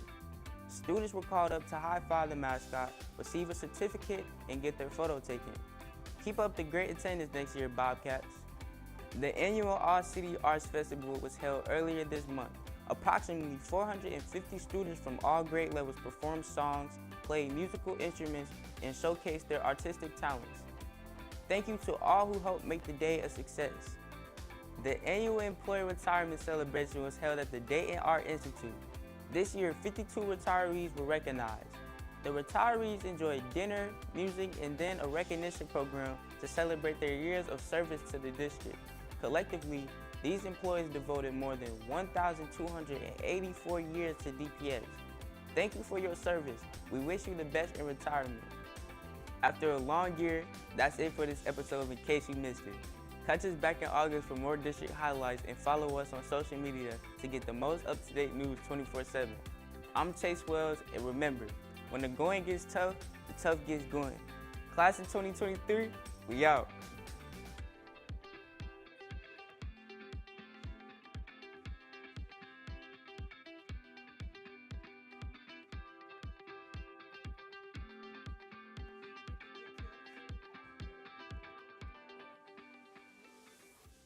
Hi, I'm Haley Chavez, a media arts student attending Ponent CTC, and I'm here at Edison to interview our Student of the Month, Kennedy Thomas. Kennedy is a leader at Edison. She always strives for excellence in her academic work, has great attendance, and follows the school's 3 B's of being respectful, responsible, and safe. She was a member of the school's Math Olympics team. She's president of the student council, and her science fair project placed in the school's event. Kennedy is dependable, trustworthy, and is an excellent example for other students. Tell us your name, your school, and your grade. My name's Kennedy. I go to Edison Elementary, and I'm in 6th grade. What are your responsibilities in student council? At student council, my responsibility is to mostly give my opinions on things before we send it out to the school, like Spirit Week, which is this week. I had to give my opinion on most of the options for what we could do. And when we plan things like our spring dances and stuff like that, we have to make sure that we show what's best interest for the students before we post it out and make people know that what's coming. So can you tell us a little bit about your time here and some of the teachers that have impacted you the most while you've been going here? My time here has been amazing. I came here first when I was in 3rd grade, and I'm now in 6th grade. At first it was a little rocky because it was when the pandemic had first hit when I first got here. So I didn't really get to meet the students before we had to leave and come back. But when we came back, it was different. I met new people, I made amazing friends while I was here before I have to leave. And one of my favorite memories and my favorite teachers are probably my 5th grade teacher, Jennifer Kane. She helped me out a lot last year. I was struggling a lot last year with most of my subjects, and she was just helping me in ways I don't think any other teacher has helped me, which was really amazing because You know, some teachers can't do that. And another one of my favorite teachers probably has to be my 4th grade teacher, Miss Currington. She was always helpful, and whenever I needed something from her, she would always help me with it, whether it was at school or at home or whatever it was. She would always help me, and she was one of my biggest supporters. Even now that I'm in the 6th grade, she still helps and supports me in different ways. What are you most looking forward to next year? Next year, I'm looking forward to going to my new school, Stivers, and doing a lot of theater plays and trying to keep up my act from this year and just moving it to Stivers. What is something you're looking forward to this summer? This summer, I'm looking forward to going on vacations with my family. Me and my family mostly spend our summertime going to water parks and amusement parks. And I can't wait to go swimming, and we're going to Canada after we get out of school. So this summer is going to be something I look forward to, vacation, family time, stuff like that.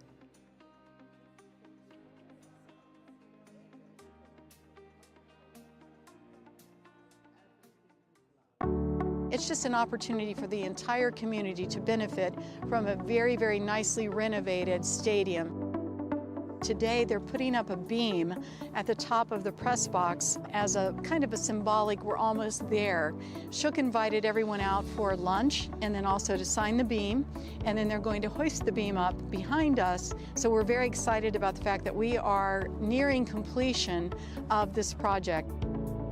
Raising the beam today means that we are completing this work. You know, we are moving forward. We have a new press box that's going to be in place, and putting that beam up there just signifies the fact that we are on track. We are moving forward for the fall season to open up with a full, brand new stadium for our students and for our fans and for the community at large. So today, very symbolically, is just we're there. We're moving forward and we've got it. So that's really why we're out here celebrating today. Seeing these type of things happen, it's a sign of hope that we're all continuing to build upon what we believe could happen in this district. That beam is one little step of it. When the stadium was built in its original capacity, everyone from grade school students to big corporations put in on this to come into fruition. And that's the same as today. The district itself, the Board of Education, has funded the majority of the project because we believe so strongly that this is going to be a game changer, not only for our schools, but for our region. So for this facility to be renovated at this period of time, it's just an outstanding opportunity for athletes today and athletes in the future to have a place to play that's really significantly different, and it is state of the art.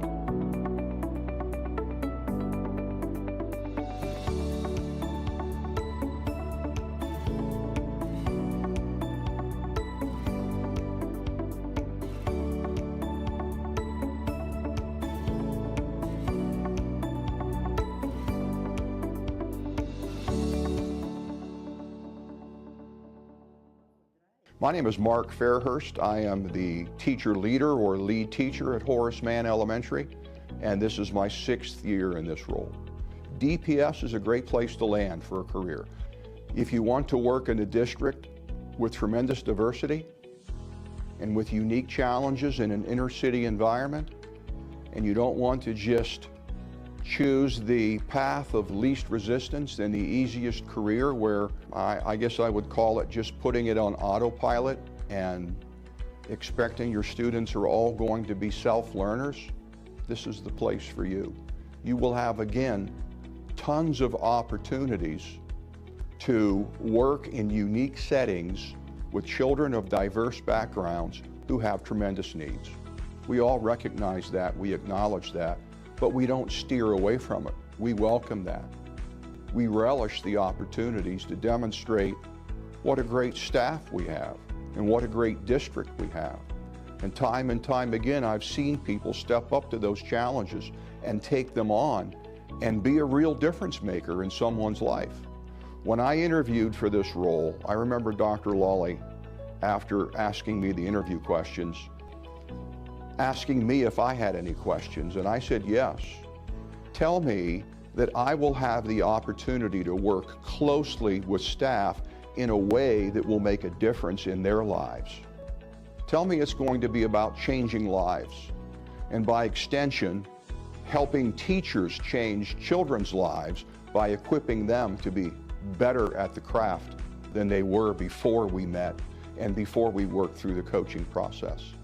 When I get up in the morning, I need to know that what I do professionally makes a difference. And so that motivates me, challenges me to come to work prepared to do the best possible job that I can, regardless of what I'm called to tackle that day.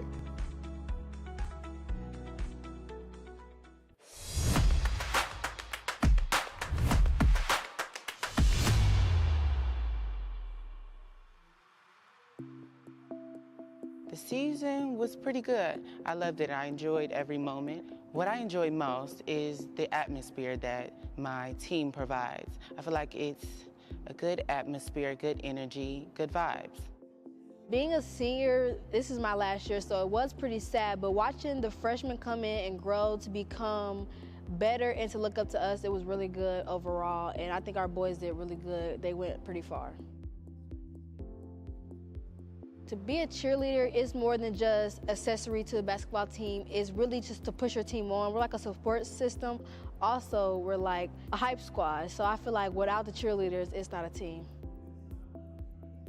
Well, I have the memory of me being the first male cheerleader of Ponence, and I would say I would cherish that forever because it's a time in history that I feel that I've actually changed something, and I'm actually doing something that represents people like me.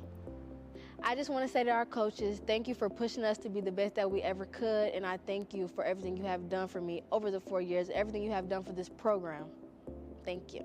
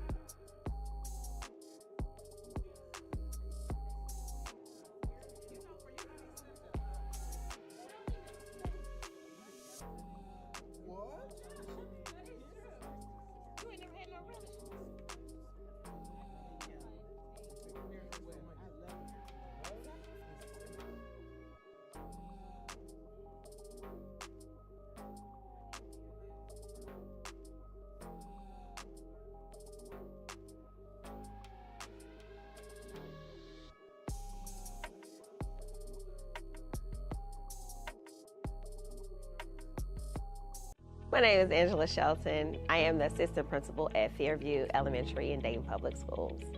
So I enjoy working with Dayton Public Schools because of the interactions that I have with students on a day-to-day basis.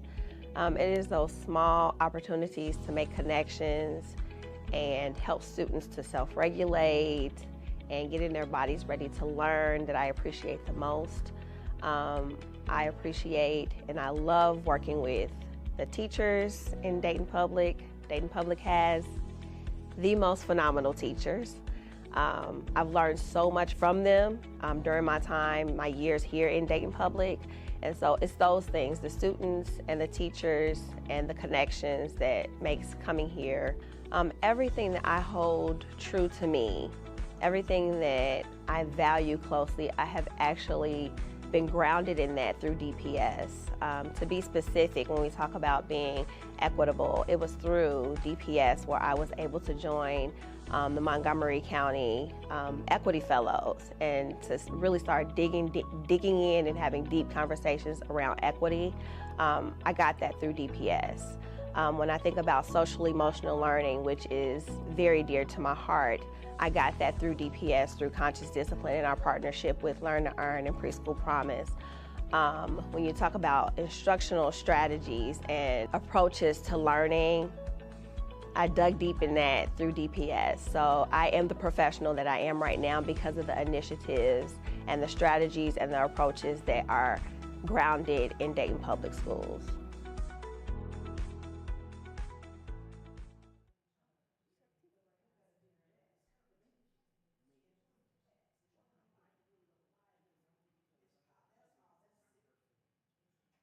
My name is Richard Rayford. I am the Senior Executive Director for Dayton Public Schools.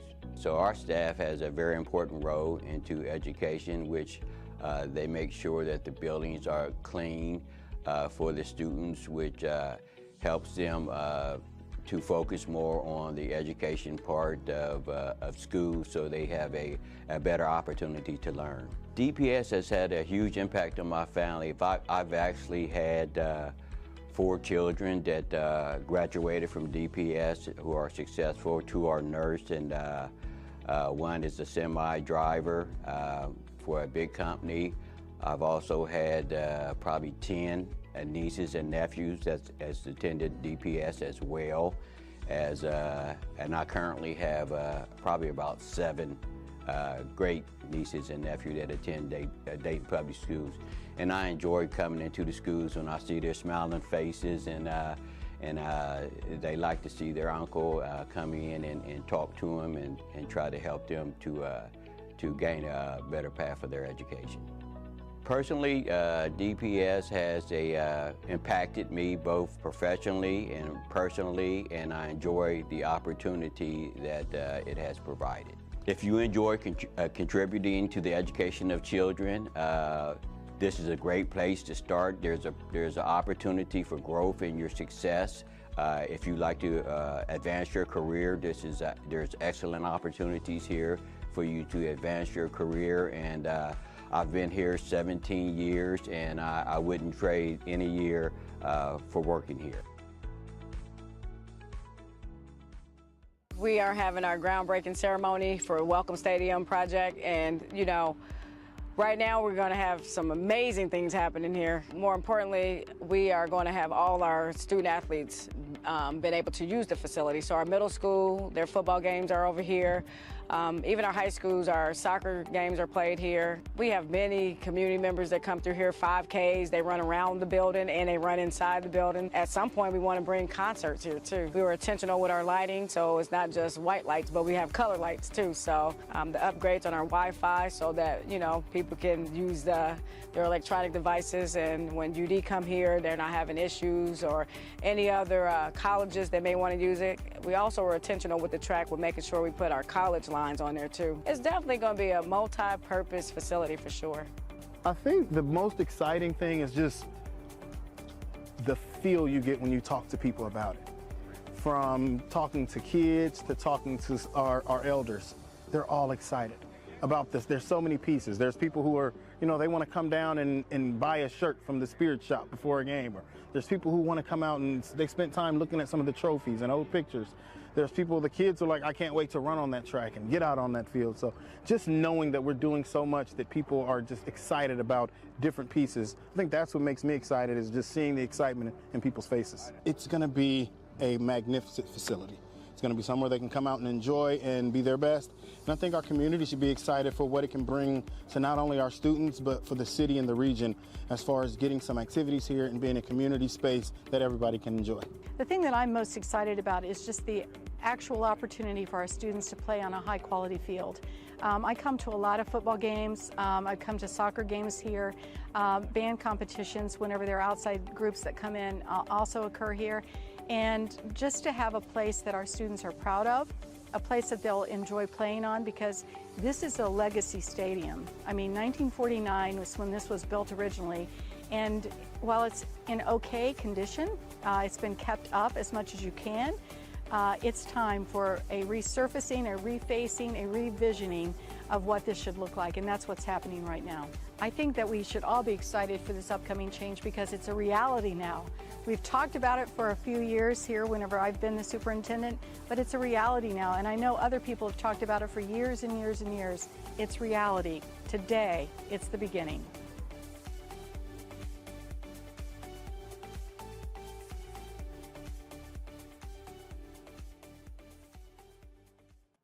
My name is John L. Foster. I'm a math teacher here at Ponus CTC, and I'd like to say I am DPS. I enjoy working with my students, helping them to learn what they need to learn for the day. I enjoy the interaction. I enjoy that road of discovery along with the students. Help us to get from point A to point B in terms of increasing their knowledge and also increasing their wisdom as well concerning mathematics. Superintendent Lolly and my math supervisor, Dr. Kurt, and of course my wife, and of course my colleagues, my math colleagues, and just my colleagues in general. They give me encouragement. We just like a big family, we just encourage each other.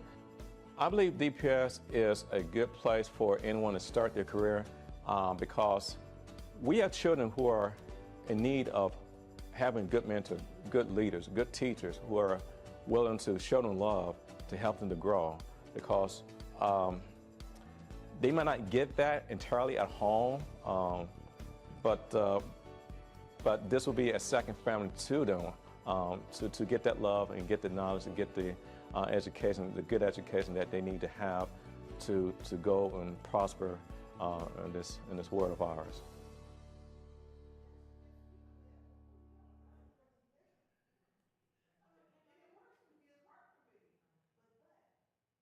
Project Surge is a transition to work program for young adults with disabilities. It is a unique program that is 1 school year in length. During that time, the students will participate in 3 targeted internships based on their interests and strengths. They will acquire competitive, marketable, and transferable skills through their internships. Some of the duties that they might participate in are cleaning, assisting patients and staff, delivering supplies, transporting patients, cooking, fixing things throughout the hospital. And then through these tasks, they learn valuable life skills such as how to handle constructive criticism, teamwork, appropriate communication for the workplace, critical thinking. If a student is committed to finding competitive employment, they will have a job when they are completed with this program. We are with them every step of the way.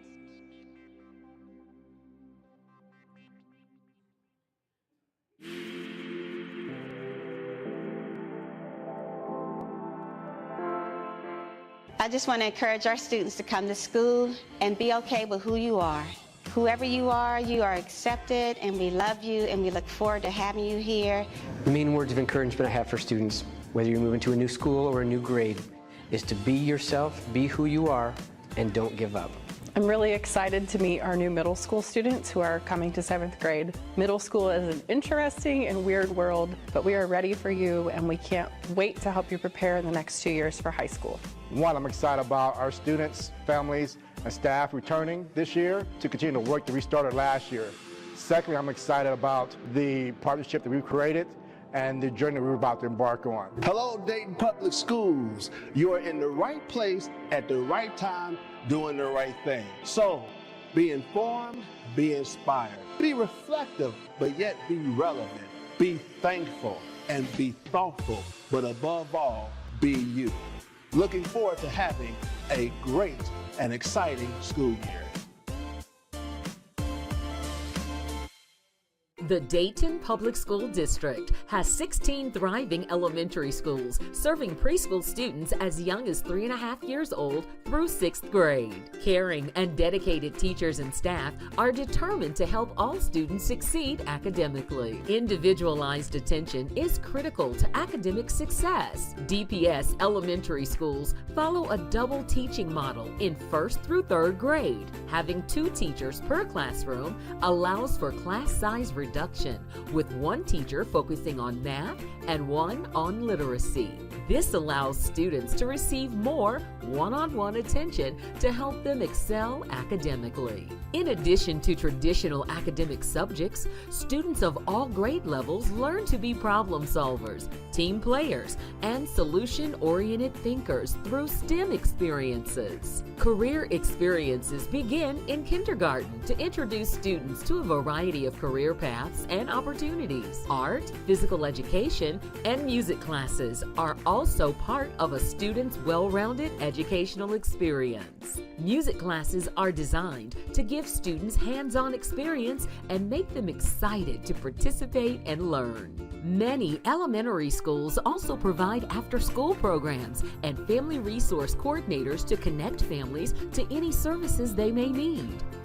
In addition, all DPS preschools are free and rated 5 stars by the Ohio Department of Education. By choosing Dayton Public Schools, you are choosing to give your student an opportunity to learn, grow, and achieve. Learn more and enroll today at DaytonPublic.com.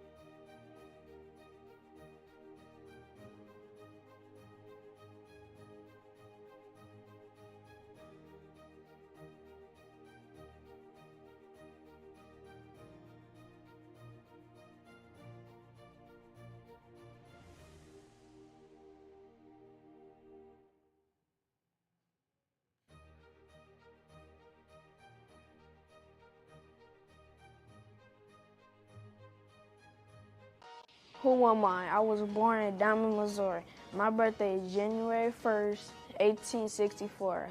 I was an inventor of peanut butter. I've never been married and no children. I passed away January 5th, 1984 due to anemia. I'm Jamarion Jeffrey. I attend Kaiser Elementary School. I'm in the 6th grade. Who am I? George Washington Carver.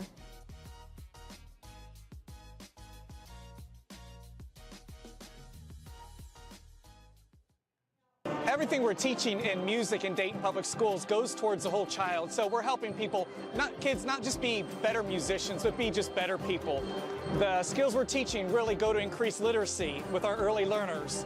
We are, just teaching how to focus, how to learn, the actual ability to learn new skills, whether it's literacy, math, social studies, music, art, PE, really any of those. I think this is awesome. The crowd today amazed me. I didn't know how many people would show up. The children showed up, and then their parents showed up, and some of them even came up and said, "Thank you for doing this." So this is our first adventure out in public since COVID. So we are thrilled that we can stand here and present this. We have an incredibly talented group of kids here in Dayton Public Schools, and today's just a great chance to celebrate those talents that those kids have. My name is John Houston, and I teach biology at Paul Laurence Dunbar High School with Dayton Public Schools. I've thought a lot about why a young teacher would want to choose to work at DPS, and I think, you know, Dayton has such a rich history of successful people and a lot of creativity, and there's a great spirit in the city of Dayton. What I enjoy most about my job at DPS, I really enjoy working with the students.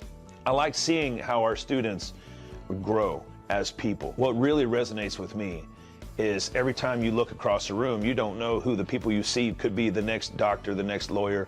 You know, I envision myself going to the hospital one day and having one of these people working on me, or having one of these students be an attorney that I may have to hire at some point. You know, they're going to be part of tomorrow, and they're really thriving in this high school environment that we've created. We have so many students that just seem on the edge of success. And so if you come to Dayton and you teach in Dayton, you can really help someone find that dream and find that path. You have so many young people with tremendous skill and creativity that just don't know how to project themselves or how to bring that forward. They don't know what they have. And so there's no better place to do that than right here in Dayton.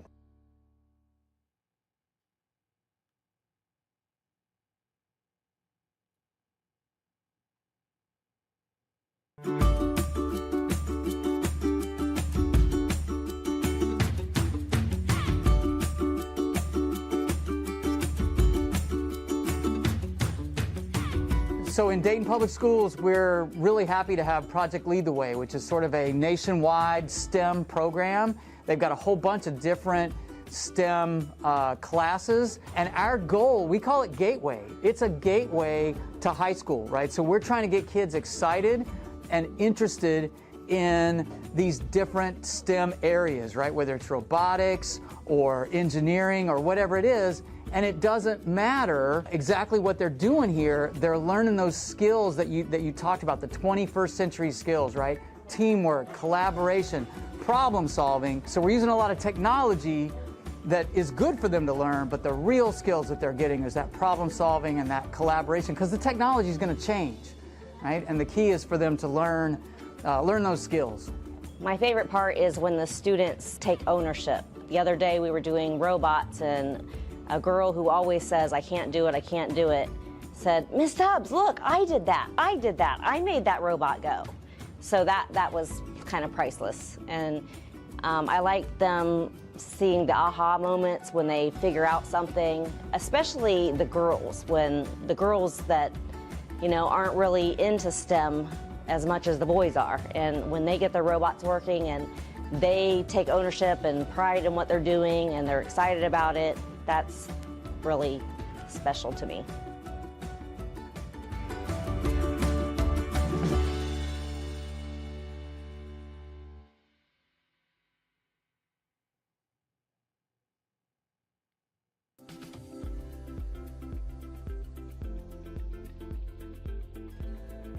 Hello, and welcome to a Mental Wellness Minute. I'm Kara Hofacker with Community Behavioral Health Services at Dayton Children's Hospital. Today we're going to be talking about mental wellness and how it's being affected right now. There's a lot of challenges in general with COVID, the illness itself, restrictions, quarantine, disruptions in school. A lot of our kids haven't been in school for a year or 2 years at this point. And reduced tolerance for socialization. It's been a while since we've had to be in large groups. There's a lot of new rules and a lot of changes at home. So today we're going to talk about fears and worries and helping your child manage their fears and worries. Most children experience some level of fear or worry, and it impacts every child differently. We're hoping to be able to help you recognize them in your child and how they may impact them and how to help them feel more confident and empowered. Some common childhood fears and worries are being hit by a car, getting lost, being afraid of the dark, storms, imaginary creatures such as monsters, or certain fears of animals such as dogs, spiders, or snakes, or birds. Older kids have a little bit different of fears. They may be concerned about violence, family issues, family approval, or being cool with their friends. And now especially COVID, being sick, hospitals and doctors' offices may be scary to them. Some examples of how fears and worries might present in your child are stomach aches, headaches, complaining of not feeling well. They may be struggling to sleep. They may not want to go places or leave home or be without you as the parent. They may be avoiding certain situations that they used to enjoy. They might ask a lot of questions on a specific topic. Some children struggle with acting out, such as increase in behaviors or talking back, goofing off. Some children struggle with acting in behavior, such as withdrawing from friends or family or self-harm. And why do our children have worries? Some children are just more likely to develop them than others. Oftentimes, this can come through an experience, such as walking by an aggressive dog that is barking loudly, or seeing the storm destruction from the 2019 tornadoes. Other times, this can come from witnessing another person's reaction to a fear, such as a sibling who is scared of an animal and seeing their fear when talking about that animal can rub off on them. Why address them now? It could be impairing their ability to function in school, such as failing classes or skipping classes, refusing to go to school at all. It could impair their social lives, withdrawing from friends or their favorite activities, sports they used to like. It can also overtake them if they're not addressed. Their fears may be irrational, and discussing generalizations such as all storms destroy houses or all dogs bite, which can really impact them from experiencing life. And this can provide you the opportunity to provide support to them and teach them about their fears. So what can you do? Talk to your child about their worries. Share your experiences relating to what they're afraid about. Normalize worry and share things that you might be fearful of or that you worry about. Set examples for them of how to manage their fears and worries. Teach them coping strategies such as breathing when they're overwhelmed, learning how to relax, imagination to take their mind off of what they're afraid of, self-talk to calm themselves down, or to seek support if they feel that they're overwhelmed.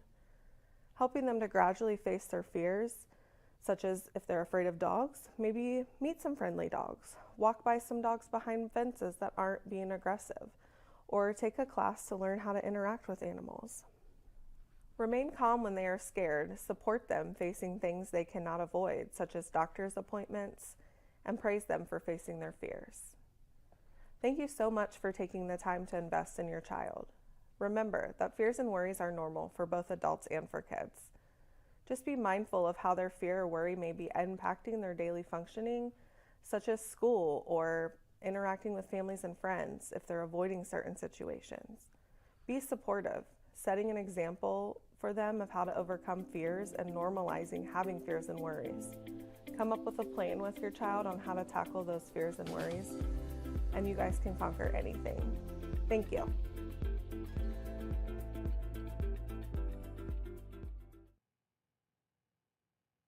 The All City Band is a band made up of 3 high schools in Dayton, which will be Belmont High School, Thurgood Marshall High School, and Paul Laurence Dunbar High School. We bring our bands together so that we are bringing back bands in the public schools of Dayton. Well, I've seen a lot of people in bands, and that got me interested in music, and I've been around music my whole life. I was in choir during my elementary years, and that really got me into actually, being in music. Dr. Lally has been nothing but supportive of us. Music in the schools helps scholarships. It helps them to travel to see outside of the state. Being in the band has allowed them these opportunities to go see this other state or go to Washington, D.C. or Texas or even out of the country. Band's given me the opportunity to be able to go to college and have scholarships, and I've got to see a lot, especially this year, being able to be with the other schools. I've got to learn from the other band directors, you get to experience like a lot, and you get to have that family and connection in band, and you get to just like let go and like just play. My experience is always nervous. I'm always nervous when it comes to being in the games because I have a lot of people watching me, but what brings me back is the fact that I know I'm going to make these people actually love the music that they hear. Meeting the students from the other schools, from the different bands, it's very fun. It's a fun experience. You get to like clash your personality with other people. You get to like express yourself through music. You get to have fun, watch the game. I have some of the best students. I really admire their tenacity, their dedication, and I just admire that they come in willing to work to help build this program. For them, they're just like, well, this is fun. Let's just enjoy the moment, and they have made the most out of it. I just really applaud these students for what they do.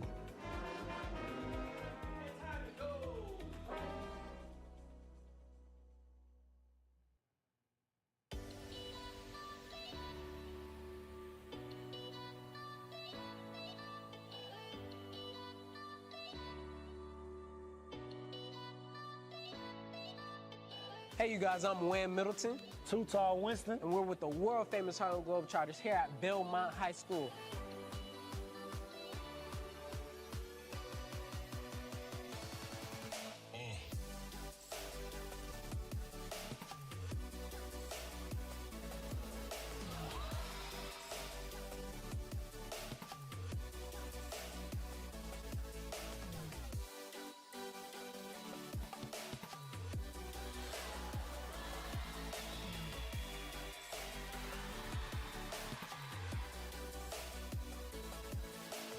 We just want to thank Dayton Public Schools for having us out here.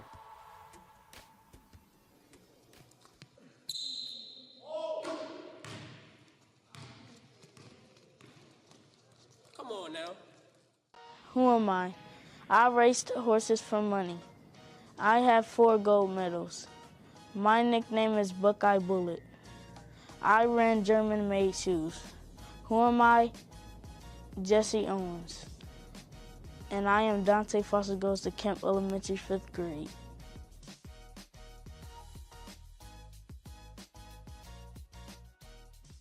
Students in grades 4 through 8 across the district are competing in Dayton Public Schools Math Olympics. This is an annual event that takes place where students have 3 competitions, a Battle of the Brains competition, and then there's a critical thinking and collaboration challenge where this year students are trying to break out of a breakout EDU box. They're applying all their skills from quarters 1, 2, and 3 to work collaboratively as a team and crack some codes through mathematical puzzles. And then there's also a design challenge where students this year have designed their dream home, and on the day of their competition they're presented with a twist from the judges, and they have to apply that twist given the mathematical parameters to their design and then defend their reasoning in an interview process at the end. Today's events are preparing the students for future careers and goals because they are really trying to strategize together. They have to lean on one another to determine the best way to get to their common goal. Teamwork and problem solving are huge components of today's competitions. They are actually one of the categories that they are scored in is their ability to work as a team. So they have to learn to effectively communicate with one another in order to be successful on today's challenges, particularly the CTC challenge, the breakout box. They have been strategizing together for months as they practiced as a team with their Building Math Olympics coaches. The goal is for them to increase their ability to problem solve and collaborate and think critically and really learn that math is fun.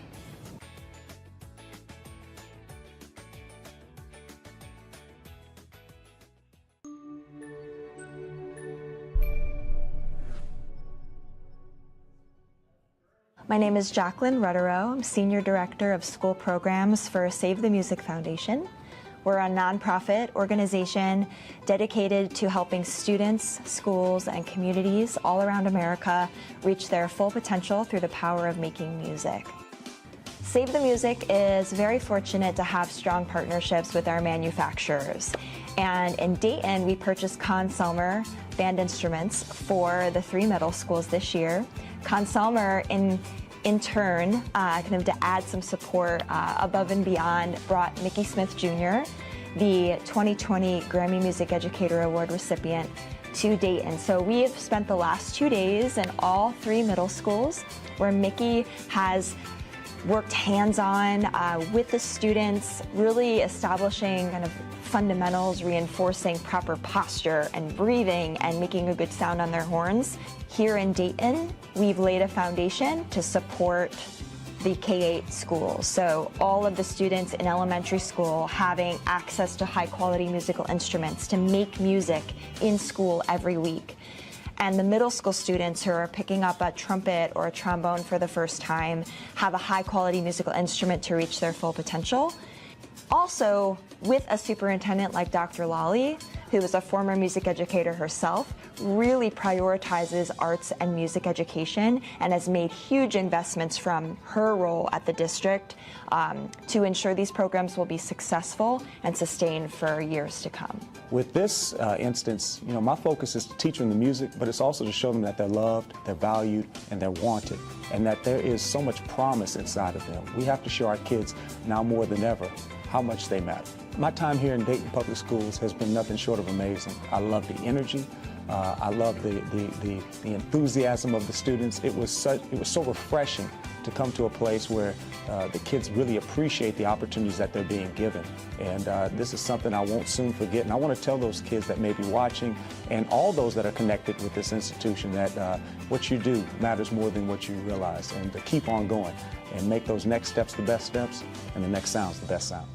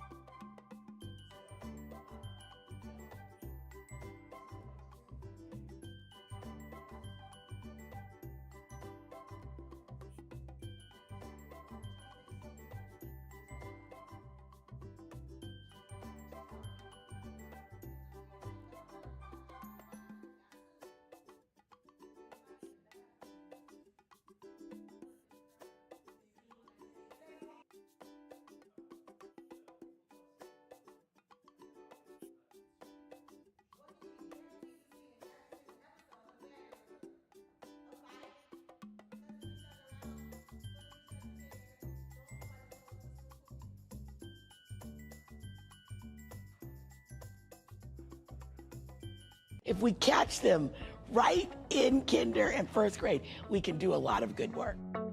Hi, my name is Dr. Nikki. I am an educator. I work with teachers and kids around the country, and I write a lot of books. I've been working in classrooms doing guided math as well as looking at energizers, because there's so much research that says kindergarten, first grade, all of that math is foundational to reading and to math.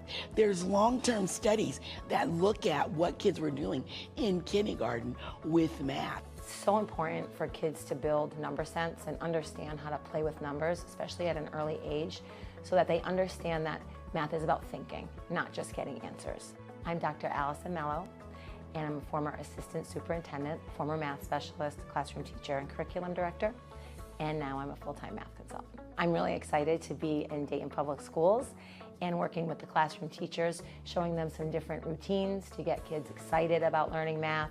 Going into the schools, I see teachers that are enthusiastic, that are ready to learn, that are already doing wonderful things, and that are trying to improve their practice. So my time here at Dayton Public has been wonderful because I love working with teachers and students.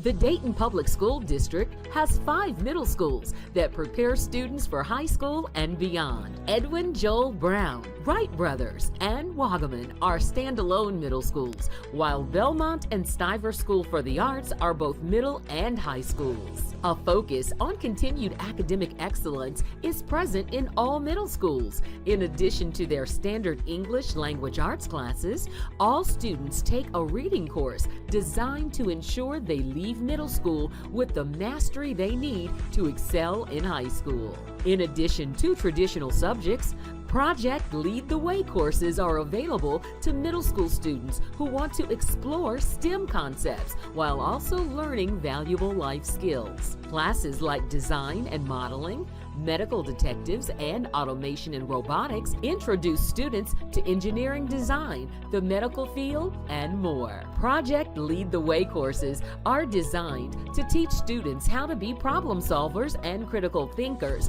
while engaging in hands-on projects. In DPS middle schools, career exploration experiences continue with an emphasis on how students can form a path to their goals. Students spend time learning about career opportunities and the career technical education pathways offered in DPS high schools because it is important for middle school students to consider which one would be the best fit for them. All middle schools have caring, dedicated teachers and staff, along with guidance counselors to help students pick the best classes and high schools for their needs. By choosing DPS middle schools, you are choosing to set your student up for academic and lifelong success.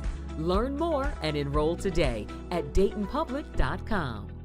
I was just overwhelmed by the number of people who came out here today to welcome us and the number of students who have already applied to Central State University to receive the free tuition their first year at Central State University. Our goal is to make sure that we're reaching out to our local schools and certain schools like Paul Laurence Dunbar, Principal Henry, who is here as a graduate of Central State University, and we want to make sure that we're providing as much access for those students as possible. And we know that the cost of an education has increased. Central State University is one of the most affordable institutions in the country, and we know that many students are first generation. Many of them come from lower socioeconomic backgrounds, and we want to make sure that we're providing that access with this free tuition. I feel very excited. You know, it's a great opportunity. It's really motivational as far as, you know, going to school and, you know, because some children might not even was applying for college, you know, knowing that you might go for free, that right there just motivates you to do well and, you know, do better, especially when they stated that it would be over the years to come, you could still, you know, go to college for free. That's a possible 4-ride free college. That right there is an amazing opportunity, once in a lifetime opportunity. So, you know, it motivates me to go to Central State. It motivates me to keep my grades up, you know, and stay on top of everything so I can continue to get that free college. The beautiful thing about it is we had a number of students after they heard these things that stuck around because they wanted to apply. And just seeing how many kids come out of Dayton Public Schools right now that are wanting to move on, whether it be college, whether it be military, whether it be a trade. But we want to make sure our students are, you know, primed for success in life. So that's our long-term goal here at Dayton Public Schools, is to make sure that when we have these kind of things, it's almost an expected thing.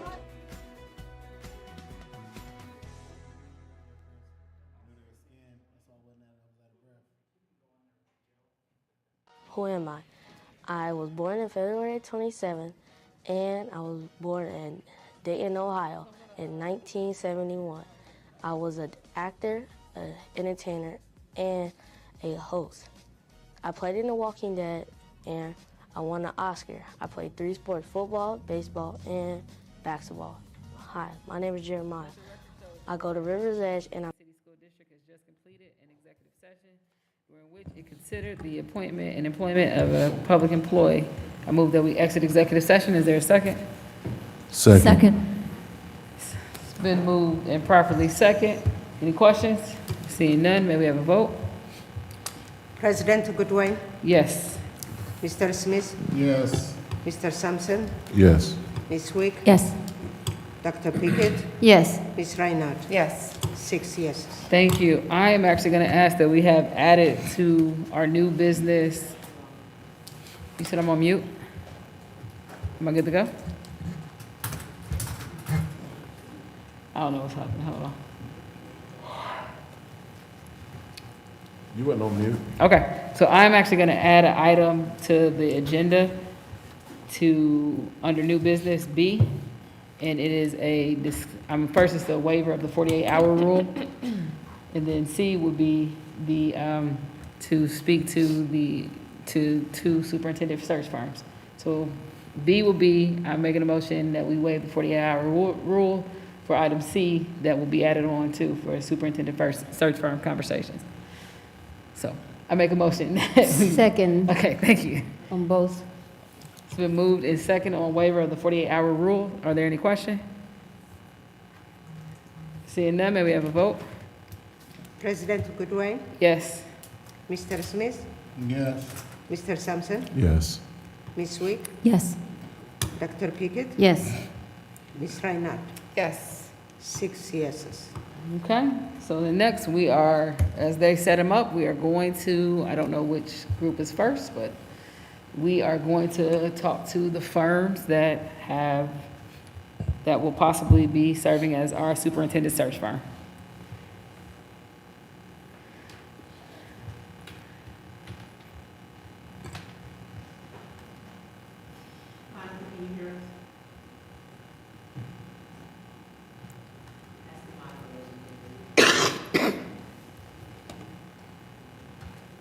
Oh, Monica, can you hear us? I don't think Monica can hear us.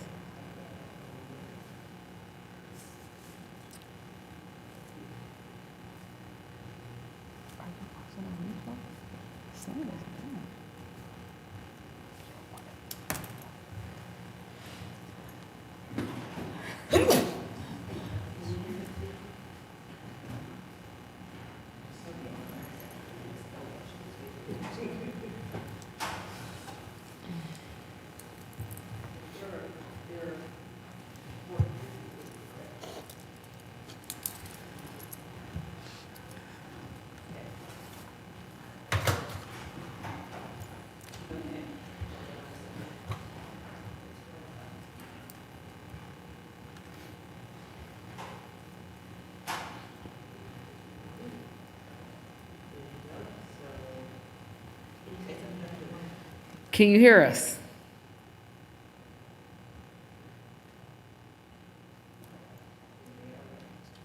How will we be able to hear them? Okay. Can we hear them?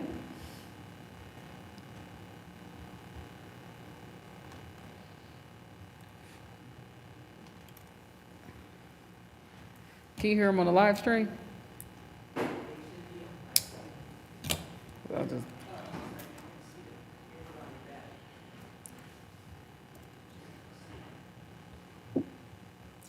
Okay, we can see you.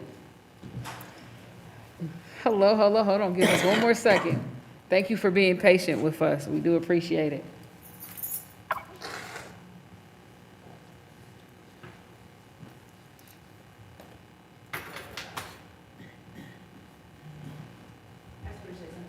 Can you say something, please? Say something again. Getting closer. Testing, testing. Yes, we can hear you. We hear an echo on our side. And now I don't hear an echo. Okay, thank you. Thank you for joining us tonight. And am I Are you all speaking? Oh, We're not able to hear you if you are. they can't hear me now. Can you hear me now? Yep. Yep. Okay, so And can you hear us? Yeah, so we gotta mute our side when you guys talk, so we're gonna give you the floor in a second. It might be a little slight pause as we switch off and on, so that way it's time for us to hear you and you can hear us, okay? And I wanna just thank you for joining us tonight. Really appreciate you taking the time. If you guys could just tell us who you are and a little bit about your firm, and then we will get into just asking some of our questions regarding the services that you could potentially provide to us. Fantastic. Okay, I'll go ahead and introduce myself. I'm Monica Santana Rosen. I'm the CEO and founder of Alma Advisory Group. I would be leading this search and excited to meet you all today. I'm going to turn it over to Deirdre to introduce herself, and then Naja. Good evening. I'm Deirdre Hargrove Krieghoff with the Alma Advisory Group. I have served as Chief of HR in my previous life. I will be supporting this search behind the scenes with recruitment, screening, and candidate engagement. Hello, good evening. I'm Naja Thompson, part of the Alma Advisory Group, and I support sourcing and recruiting for all of our executive and superintendent searches. Pleasure to meet you all tonight. Okay, thank you. Yeah, go ahead. You can just tell us about, we have your proposal, so you can. Okay, I'll tell you a little bit about our firm, and I have a couple of slides. I'll just get through a couple of them, and then we'll switch over to questions, if that's okay. And let's see, let's see, it's taking a moment here. Just want to make sure you can see the presentation that's there. Can you unmute for me real quick? So I'll just share a little bit about us. Alma Advisory Group has been in place since 2016. I've actually been leading consulting around the country for the last 12 years. Before that, worked in Chicago Public School, both in human resources, but also in leadership development and talent management. Alma is a mission-driven organization. Our work has all been about leadership development and leadership effectiveness. We are dedicated to creating the conditions where people can do their best work on behalf of the students that they serve.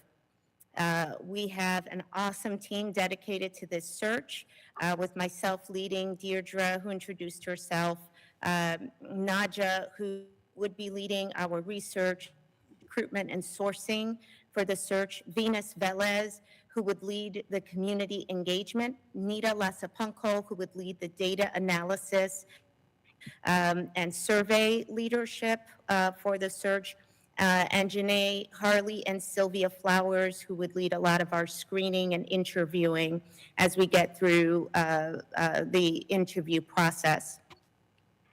There are 4 things that distinguish Alma Advisory Group in a superintendent search like this one. I'll share these things, and then we'll turn it back to the board for questions and answers.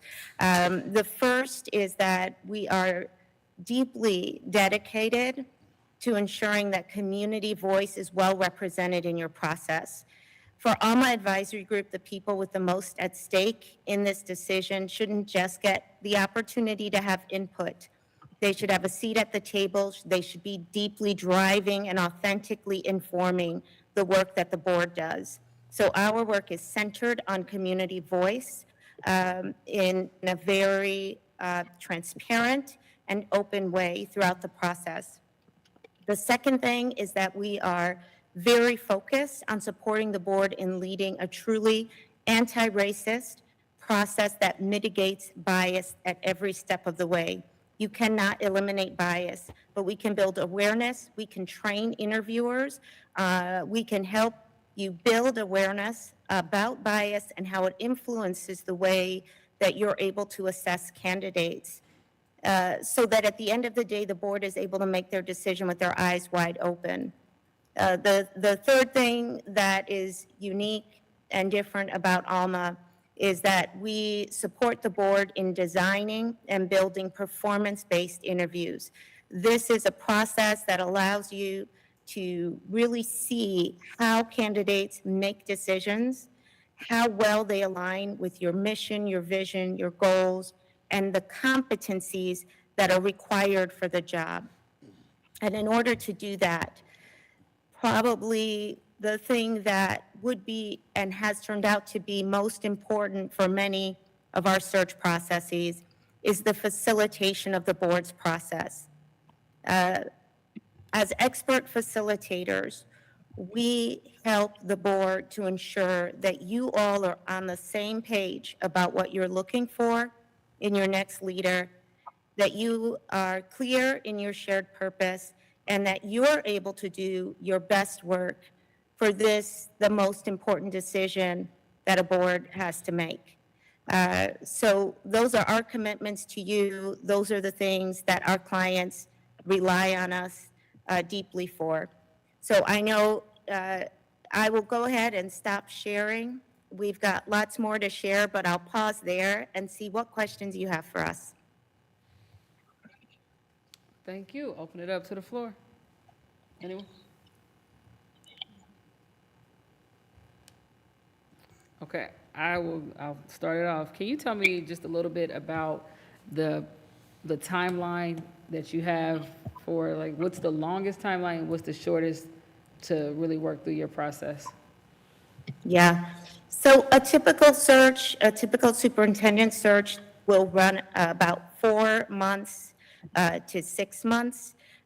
We would expect this process to kick off as quickly as possible. It typically takes about a month to plan the community engagement and execute community engagement well and develop the candidate profile. We would expect that November to December would be our top time frame to recruit candidates and build a strong talent pool for you. We would expect to be heavy into interviewing and screening candidates in the months of January and into February.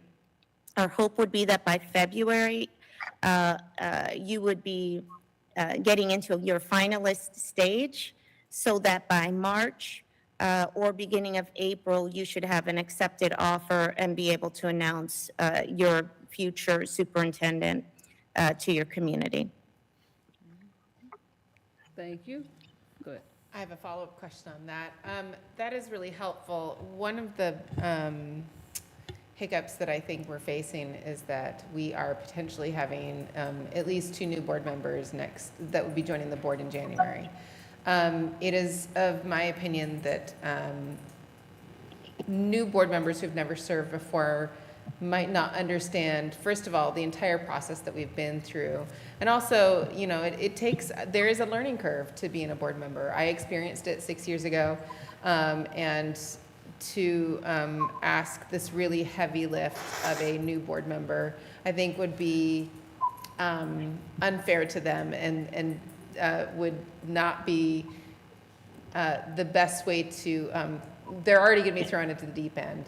I worry about, you know, we have board members who are exiting the board, and I think that knowing that how they've served and also using the institutional knowledge that they have over the last 4 years is really important to me going forward and finding who our next permanent superintendent is.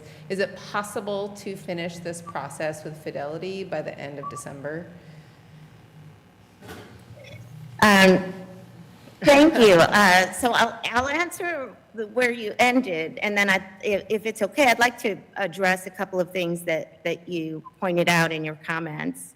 I think that in order to complete, I don't think it's impossible to complete the search by December, but we would have to talk carefully as a board about the choices that you would be making in terms of community engagement at the front end of the process, how much of that community engagement would be complete before you finalize your profile and get that out for recruitment and screening. I think that's the main issue at the start of the search and the decision that you would need to make. What I will say in addition to that is that the onboarding of your new incoming board members turns out to be really important for the success of your incoming superintendent.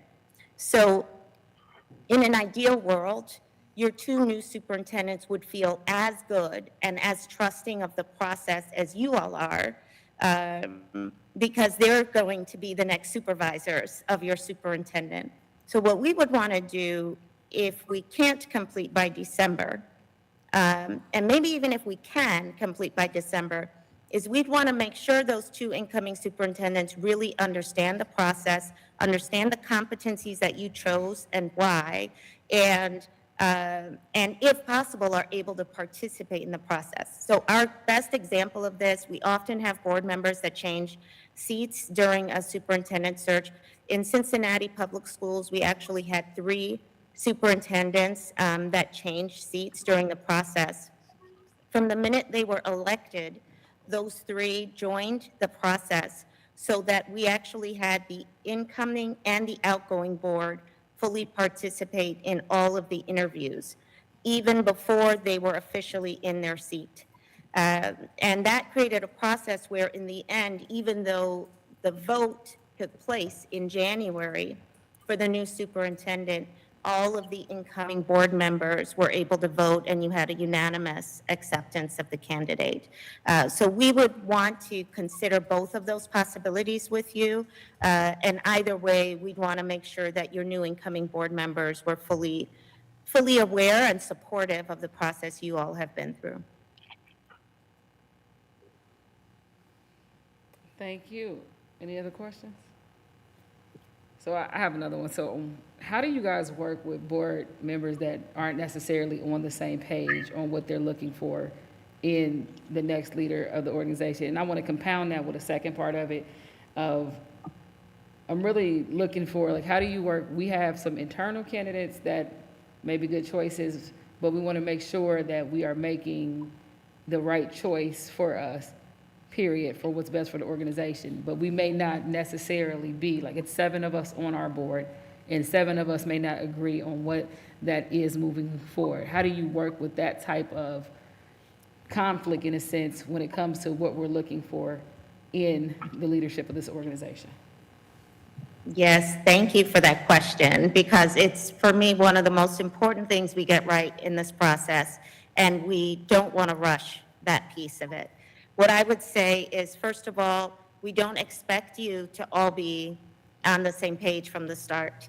You each represent different constituencies. You bring your varied and different lived experiences, the things you're focused on for the district, and it is the diversity of your points of view that help you to make better decisions as a governing body. So we embrace those differences.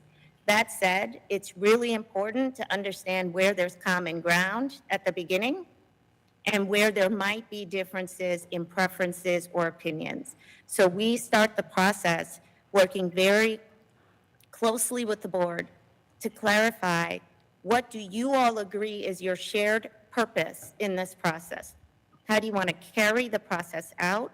What are the things that you want to hold true to, number 1? Number 2, what are the competencies and skill sets that you care about the most? What are the things most important to you? And those things should be driven by the things that the community has said they care about and that you all care about. So it's very important to us that we start with everyone being clear. Now, there may be certain things some board members have a strong leaning towards and others are more flexible about.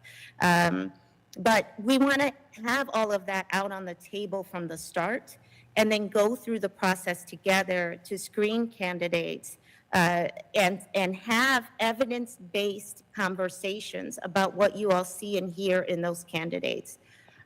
We see ourselves as your critical friends, your advisors, your coaches in this process. An ALMA search is not one where we're just bringing you resumes and you're figuring it out. We're working with you together to have safe conversation, open conversation about the things that you saw in each of the candidates so that you can come to a decision you all can get behind. So I'm happy to discuss more, Dr. Goodwin. That's where I would start in that conversation. I think the thing I'll say is these are not easy decisions. This is a high stakes decision, and it will push at the limits of a group's ability to work well together. So we create shared agreements about our ways of work just for the superintendent search process. But we build that muscle every time that we meet so that we're able to work well together as a unified body through this decision making. Thank you. Are there any other questions? Okay, I want to thank you guys for coming out with us tonight. If you have any questions for us, this is that moment, so. Thank you, yes, thank you. I'm very curious to hear from the board members, what are the things that you feel are really important to get right in carrying out this search? And I know this isn't your first RFP process. I'm curious what it is what are you prioritizing as you're thinking about this, making sure you carry the search out correctly? If I may, Madam President. How are you all doing tonight? My name is Will Smith, board member. For me, my thing is making sure that we really capture the voices of those that are involved, all of our stakeholders, capturing the board voices, understanding that there's 7 different people, capturing community voices. And when we talk about community, making sure that we're talking about more than just small pockets of the community. So I really think that listening to the community and finding that synergy between what the community is wanting and then what the board is asking for is something huge for me in our next leadership and the next leadership search. I would add on to that, even capturing our employees' voice, because this is their leader in a sense, and I think it's imperative that not only they are telling you what they're looking for in their leadership, but just their experiences and being able to help us cultivate more of an inclusive place where they want to be here with us. They trust the leadership. They trust that we are moving forward in a way that they had a part in and that they weren't just looked over because they were staff members. Yeah, I am Gabriela Pickett. I'm an immigrant. I've lived in Dayton for 23 years, and one of the things that I value the most is transparency in the process. That's very important for me. Making sure that all the voices are heard. I like to make informed decisions. So that's what will be most important for me. Anyone else? I want to add on there too. I want to know that we pick the best candidate, given like whether that is internal or external. I just want to know that we have the best in this moment to take us to the next level as a district. All right. Any other questions for us? I know it's late in the evening and we're not your only interview, so we'll just say thank you so much for the opportunity. We wish you the very best and we look forward to continued conversations. Thank you for coming out. We really appreciate it. All right. Take care.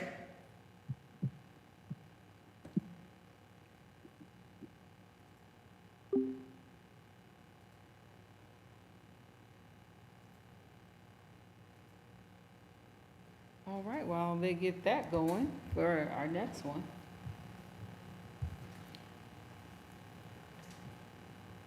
You guys want to knock out some of those votes we got left? Mm-hmm. Okay. Let's do it. All right, I'm gonna go back up to HR agenda. I mean, yeah, while you guys are setting up, so might as well keep rolling. All right, item number, I don't remember board member. 16, item 16. All right, is there a motion? Is that right, or 16? So moved. Is there a second? Second. Moved and properly second. Any questions? Seeing none, may we have a vote?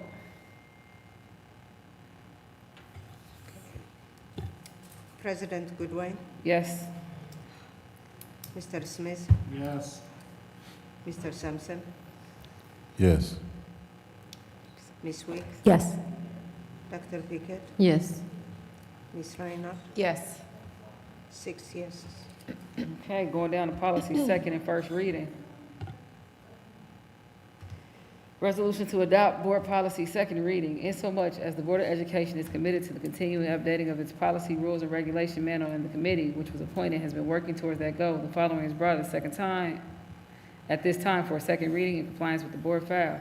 Now, therefore, be it resolved that the Board of Education of the Dayton City School District, Montgomery County, Ohio, hereby accepts and adopts the following policies that have been codified for inclusion in the Handbook of Policies, Rules, and Regulations, File BG, also GBD, CC, DFE-DFEA, GDB, IGDF, IGDJ, and to be determined. I move that we adopt these policies. Is there a second? Second. It's been moved and properly second. Are there questions or comments? Yes, ma'am. Go ahead. So DFE, DFEA, just a couple questions on that. Right now, we're just starting to put in the ID thing, right? It's our second year of it, yes. No, I'm talking about right now at Welcome. This is the first year we didn't do it last year at Welcome. With those, and I know last year that didn't show, or right now, as it, and I don't know if Chief would have to come up, does it show right now with what's over at Welcome, what school the kids go to when they scan their badges now? Because last year it didn't, right? Yes, please. Last year it did not. With the new process, yes. Okay. Okay. And so then they have that, and then the word was passed out too that they would have to have that then to get in, right? Correct. Okay. Then my next question would be, I don't know if there's, with the, because you would hope for this increased attendance with that. Are we prepared for that increased attendance? And has there been, do you think there needs to be any conversation about expectations? Because if there's an increased attendance, this means there are people who have not been going to events, correct? Correct. So is there something that we need to also do, in your opinion, to make sure that we keep a positive profile and positive behaviors at these games? I think it's going to be more or less the expectation. As long as we drive the expectation of what we expect at the venue from students coming to our venue, that's going to be the clearer picture. As far as preparedness, yes, we're prepared. We have enough staff members that are actually working the event now. But again, that influx of actual population, not just student population, but population, is going to determine our ability to, either deal with, move the crowd, and things of that nature. Our biggest concerns here lately has been after the game. Right. And that's why I speak on the expectation is we make the call, we make the announcement, third quarter, start calling for your rides, and then kids come out, they haven't called for a ride, and they're waiting around for rides. Okay, so that's been the actual issue. So if we get that expectation out that whoever brings you, they need to know game's going to be over in 2 hours, 2.5 hours. Come back to the stadium 9 o'clock and be there to pick up your student. Okay. And other question I have on this. Appreciate you, Chief. I have another question. Right now it says that we're in the policy with us not having a business manager at the current point, Madam President, who would we have being that authority to establish the ticket prices and procedures? That will follow under, I believe, the chief of athletics, since that's who manages the facility. All right.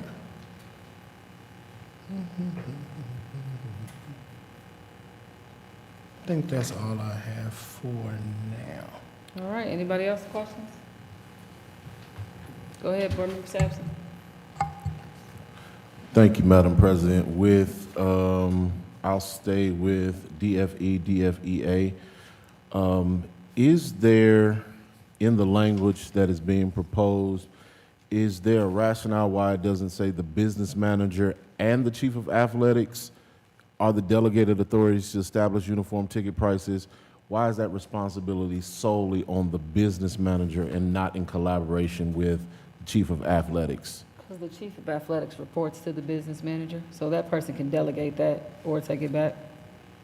I mean, the prior one, that was our discussion there. It moved from the board committee to the actual employee. Gotcha. And can you tell me what the difference between the advisory council, because I see their board of control is taking athletic board of control. What is the difference between the athletic board of control and advisory council? Yeah, we don't have that. We don't have a Gotcha. board of control. We have an advisory council, so it's updating to be in line with what we actually have. And then my last question for this particular policy being read for second reading is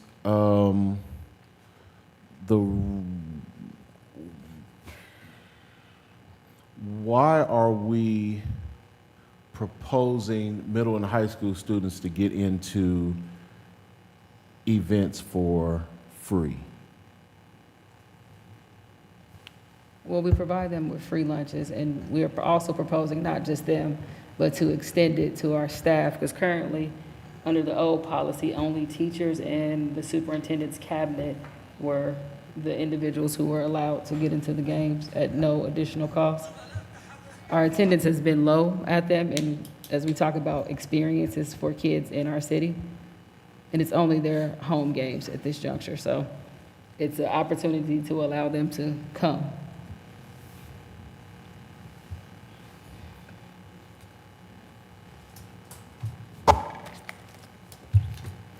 And are these students can get in free at their home game without an adult, or they can just, or is it has to be with an adult? Or are we saying that if you go to a specific school and you get dropped off, you can come to the game for free because that's what the policy states? For middle school children, you have to have an adult over 21 age in addition to your student ID and still be in good standing with your school, as it says in the policy. And for high school students, you still have to be in good standing. Adult is not required because they're high school students, and they still have to have their ID. But it's only, again, for your home location.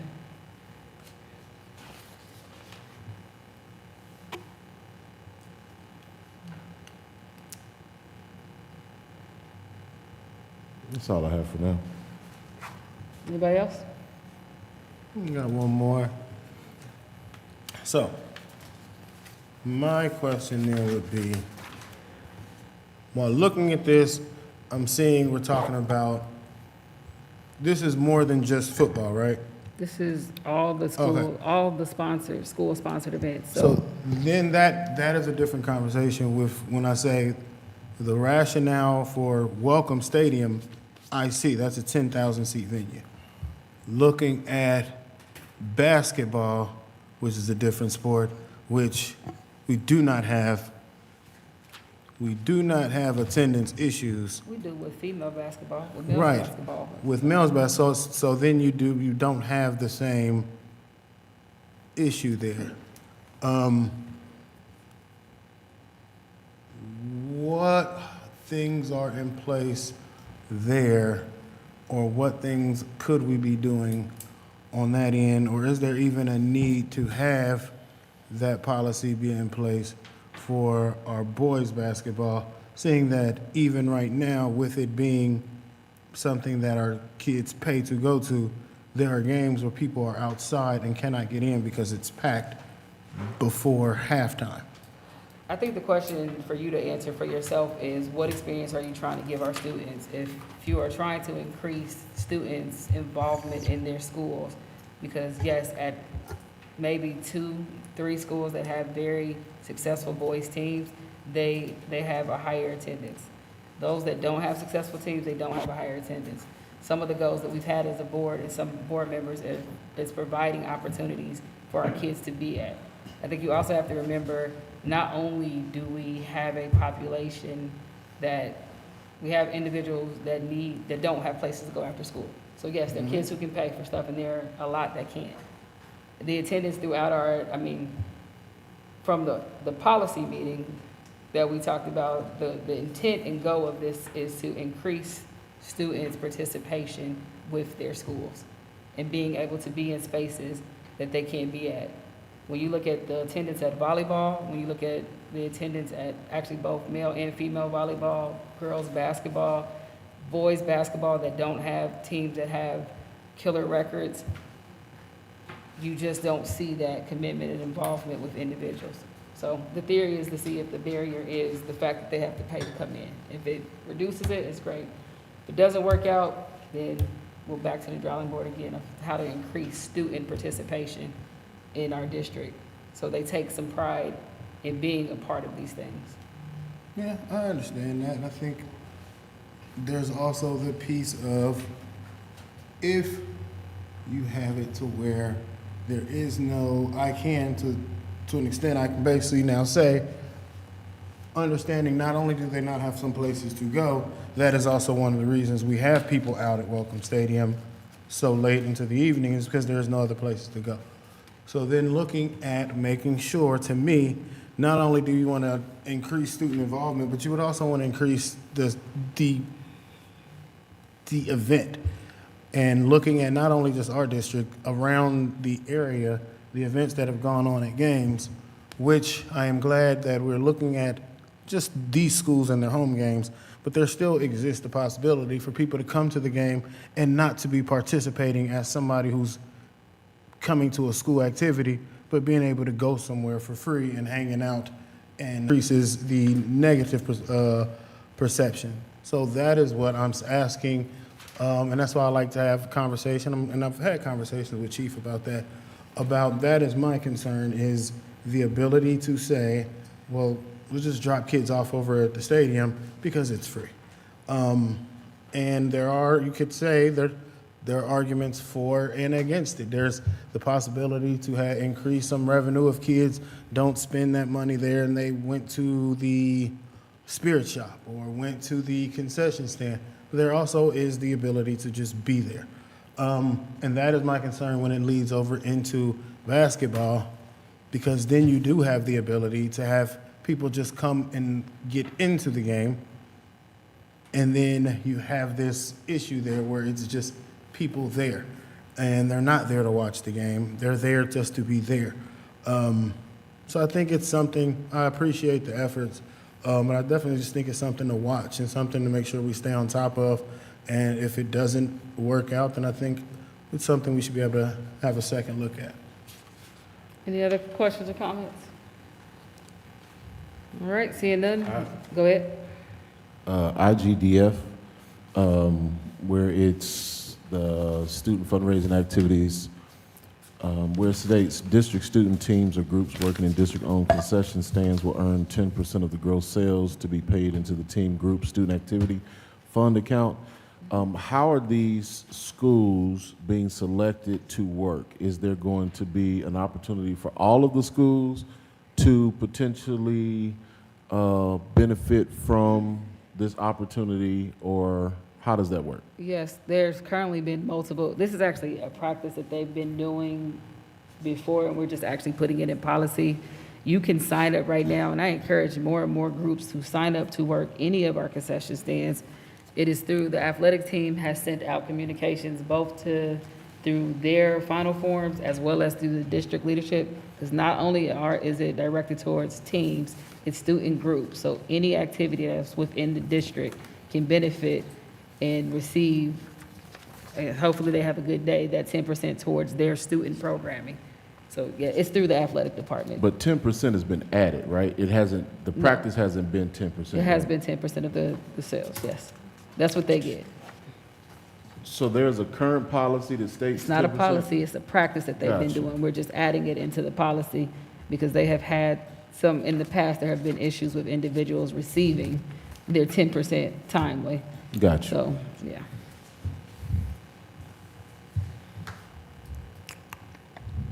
Another question. Right now, I know we had a last year, and Chief Wright, it was, I want to say, we stopped letting people into events at what time? Second half or third quarter? Third quarter. Was that for all sports or just, what was that for? Just basketball? Basketball. Wasn't football, right? No. Right now, in football, is there a cutoff of when people can come to the game? I think it was more or less start of the fourth quarter. I don't think they stopped them from coming in, but once they closed down the ticket booths and they can't purchase, then yeah, we stopped them from coming in. So, understanding then that we do have people that come into the parking lot, correct? Correct. After the game is pretty much almost over. Correct.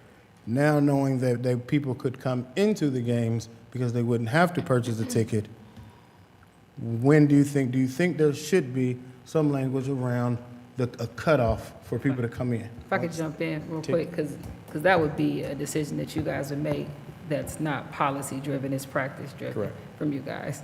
So, Right. I mean, I'm just saying it is their thing. They do have the discretion. So to do at that. fourth quarter, once they stop ticket sales, we stop entry. So, in fourth quarter, so that would be there. And then you plan to do the same thing in basketball this year, correct? Correct. Okay. Appreciate you, sir. No problem. Anything else? Board Member Sims? Yes, ma'am. So is it possible to pull DFE, DFEA to be voted on separately, please? Yep. Thank you. All right, anything else? All right.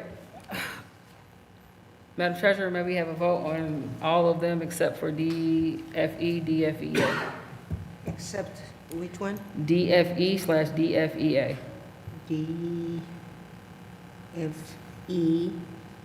DFE/DFEA.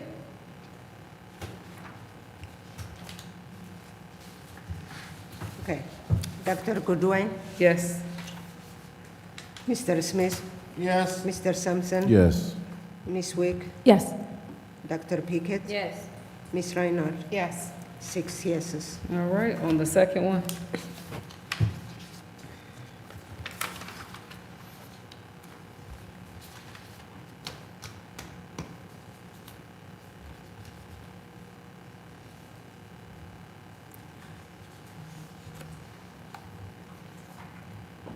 Are we voting? Yep. Okay. Dr. Goodwin? Yes. Mr. Smith? Abstain. Mr. Sampson? Abstain. Dr. Pickett? Yes. Ms. Reinhardt? Yes. Skip Miss Wick. Ms. Wick? Yes. Okay. 4 yeses and 2 abstain. Is our second group ready to go? Yes. Okay, let's go ahead and grab them.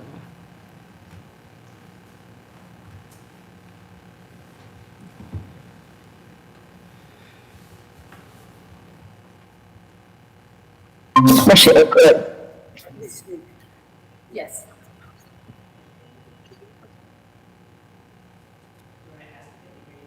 Okay, can you all hear? Okay, yeah, why don't you unmute me? You have to unmute it. Yeah, can you hear me? Yep. Okay, great, okay.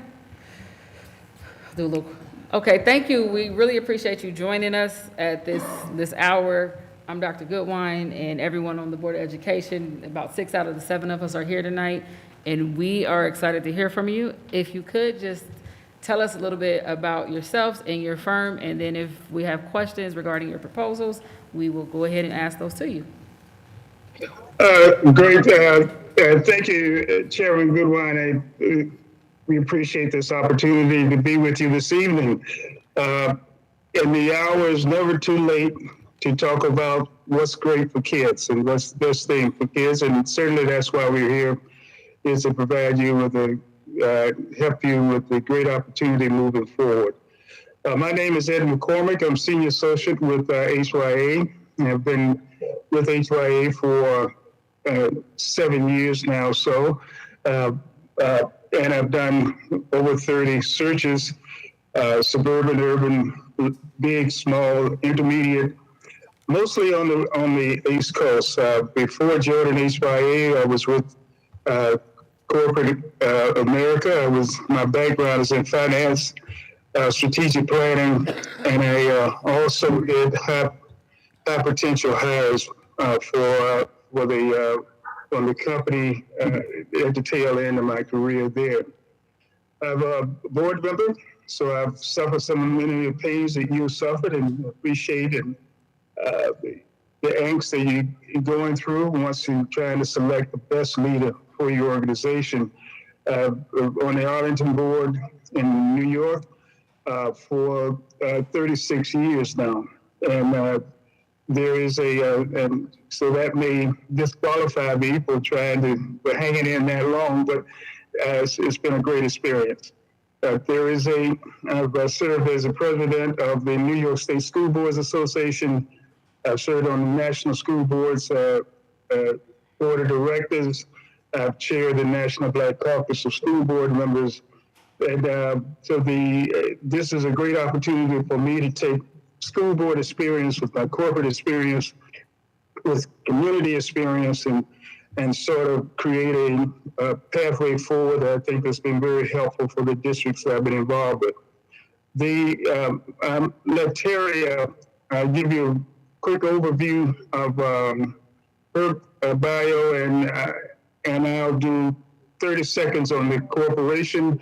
I'll be happy to answer questions. We sent you a presentation, and if you like, we can just answer questions. And I know that the hour may be late, or we can give you a tops-down overview of that presentation that's before you. So, Madam Chair, whichever your preference, we are prepared to do either, and would entertain either approach that you prefer. But Terry, why not give them a quick view of your experiences and background. Hi, I'm happy to be with you tonight. I am Terry Breeden, and I most recently served as the Chief Academic Officer in Columbus City Schools. I've lived in Ohio over 26 years, and I also worked in the Shaker Heights School District, and am a graduate of Westerville City Schools a long time ago. Ed and I just completed the Westerville search. I think Ed and I make a wonderful partnership because he has the lens of the school board and I have the lens of, through the superintendent, the teacher, the principal viewpoint. I have served in all those roles over my 42-year career. And I'm very excited to talk to Dayton because I got engaged in Dayton. So there's a little bit of a sweet connection to Dayton, Ohio in my life. Thank you. Thank you, Terry. Very quickly, HYA is a national organization, but we have a local footprint, and I think that sets us apart, the national reach that we have, but the local touch that we also provide. 37 years of doing searches, 1,600 over 1,600 searches during that time across the nation. As I said earlier, by my own experiences, small, intermediate, large. There is a urban, suburban, rural districts. We have done them all. We have a great success record. And if two things that point out why we are where we are and why we are highly regarded. Over 90% of the placements that we make stay in the position through their first contract, around 93% to be more precise. And about 80% of the people that we place in positions are still in those positions or have retired from their positions. So we focus on community engagement at a high level, and it serves us well. We get good matches. We match the skills and experience with the needs of the district, and it serves us well. It leads to sustainability and quality of service during the tour of duty of those individuals. The organization itself, we guarantee our work and for 2 years. If you're in the second year, there's a little caveat. If for some reason half of the board goes away that hired the superintendent, then there's a different discussion. But generally speaking, if there's an issue, we guarantee those services. Feel comfortable with them. In my years, I've not had to go back and do any searches because of what I would call a bad placement. But we have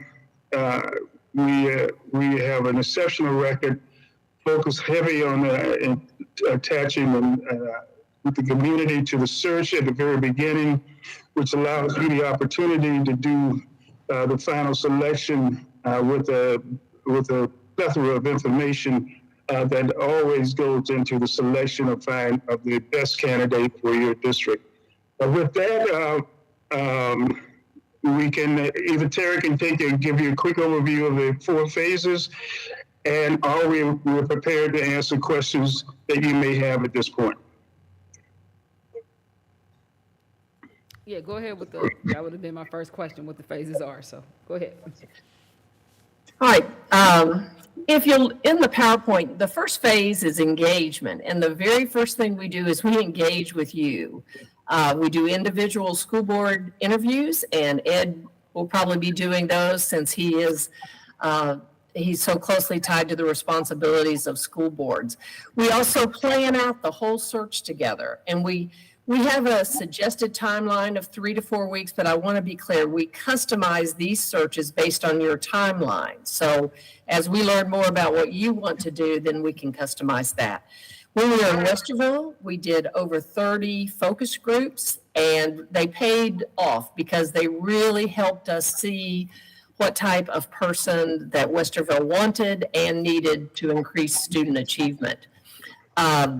Next is the recruit phase, and we usually ask for 6 to 8 weeks to do that. We can do it faster, but we want to bring you the most diverse pool of candidates with experiences, with different ways of accomplishing the job so that you have a rich pool to choose from that are aligned to your needs, which we will discover as we interview you and talk to the public. Ed and I are behind the scenes. We interview everyone, usually more than once, before we bring them to you. We look at everyone that we think is a possibility. We call that list and usually bring you around 10 people or less for you to look at. But you're free to look at any application. You can ask us why we didn't put someone on the shorter list, those type of things. During the select phase, we help you with questions. We help you with logistics. We work with the candidates. We are just there to make sure everything goes well and you can really focus on hiring the very best person. And then in the transitional phase, while you're excited about your new superintendent and you're planning how to introduce them to the community, we'll take care of all the information of letting other candidates know. We will just take care of all that things so that you can move ahead and kick things off with your new superintendent. So that's the 8:45 short version. Thank you. Any questions? Go ahead, Board Member Ryan. Thank you for joining us tonight. I would like to ask you how you approach the fact that there will be board turnover at the end of the school year. How do you approach that while understanding, we had a good conversation a few minutes ago, there are board members that are leaving, and their knowledge and their expertise here I value, and I think that, you know, giving them the opportunity to be a part of this process is really important. And then, you know, having new board members who have never served before, obviously, you know, they are being entrusted with a very important job by the community, but they don't have the boots on the ground experience that previous board members have. What would your approach be to that? Mr. Ryan, help me with the timing. The new board members are leaving after the elections in November, and what typically happens, and the timing is different from one state to the other. The involvement of the new board members and the old board members from one state to the other. For instance, I just left district in Jersey, where they're having the same issue this fall. And once the board members leave, by law, they cannot participate in the process. if the board members are still board members at the time that we would do the focus groups and the individual discussions, then their input would be part of the leadership profile report. It would also be part of the information that's in the desired characteristics report that you approve. That characteristics report is the thing that all candidates are vetted through. As I said, it's approved by the board. It's on our website. It becomes part of your website, and every applicant understands what the requirements and what the board is looking for. So we can get their input in. If they're not there for the final vote, if the timing is such, then that's okay. We will have the input, and we will update and bring up the speed and the new board members who are coming on board. It is a very, while it's sometimes, depending on all board turnovers are not equal. Some are very easy, some are not so much. So there's some things that you will have to share with us in terms of that transition, but we provide support for that and to bring the new board members up to speed and ensure that everyone has ability to input into the process and be part of the decision. Because the new board members, whoever is selected, will certainly have to work with that new superintendent, regardless of what their tenure is, whether it's 1 year or 10 years or 2 days. So we support that process and work through it. But if there is no cookie cutter protocol, but we work with each board member and we meet with the board members, we will get your opinions and we'll get the new board members' opinion as we start to pull that report together. And if there's significant things in there, or significant issues, we'll come back to the board and have that discussion with you. Thank you. Well, was that responsive? I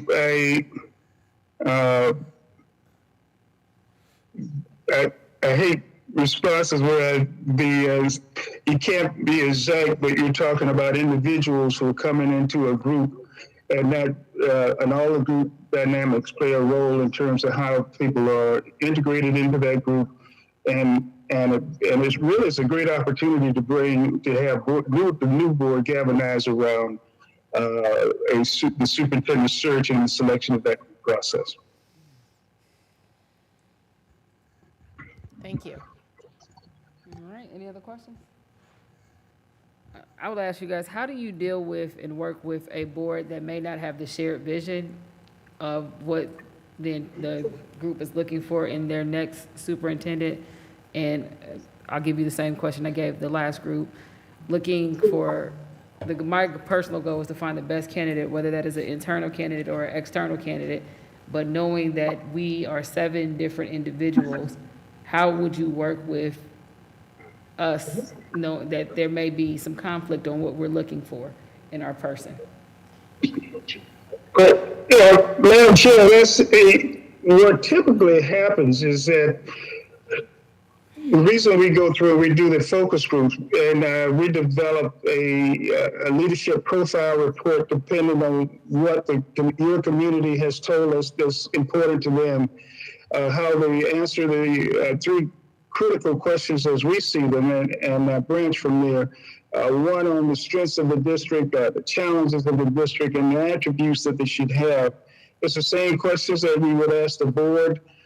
And they will, and certainly will be different views, and we call those views together into a report, and we come back to the board in a public meeting, and have that discussion with you, and you decide on what's the final attributes, what's first among equals. It is very difficult. I will tell you, after 37 years, if you have 7 members on the board and you can't come and you do not have a shared vision, it makes life very difficult for the board, for the new superintendent, for the community. So we in some cases, that has happened, and we've worked during the search itself. We've had board development processes where we come up, develop a shared vision, a vision statement or goal statement, so that the entire board is on the same page. Because you will be asked that question by the incoming potential candidates. What is your shared vision? And a great way to scare off great candidates is to have 7 different answers to that question.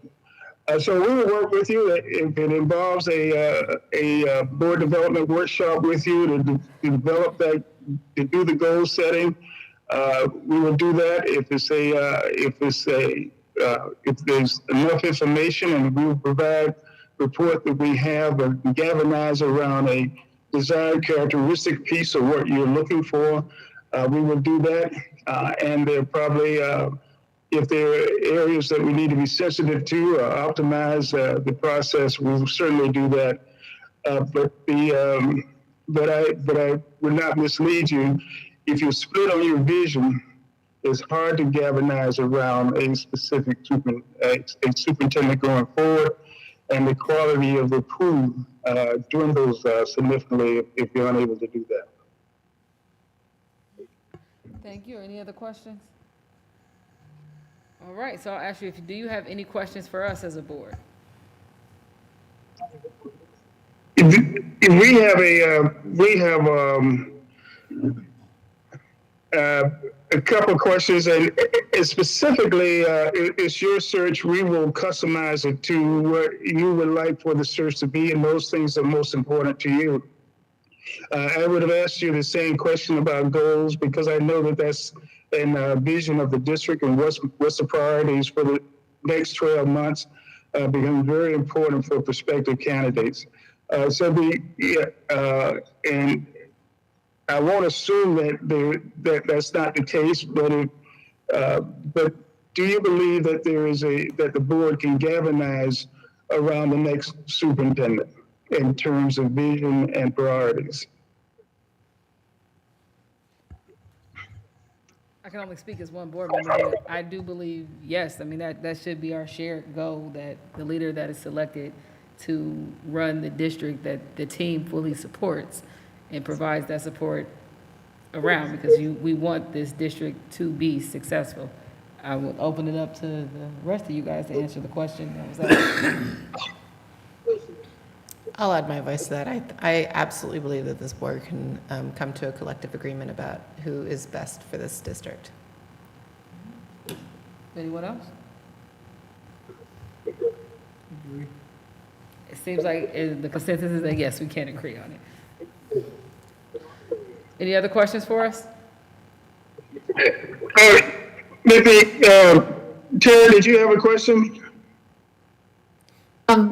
Just curious about what are your thoughts about timeline? Just to hear from you.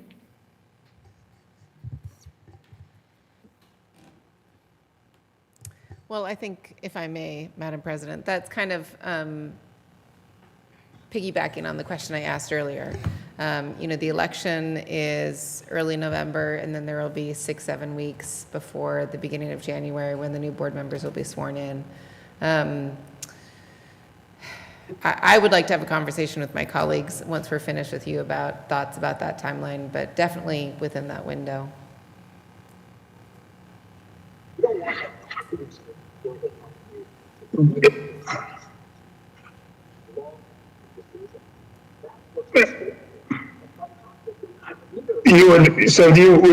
But in that timeline, would you want the new person to start January 1st or December 1st?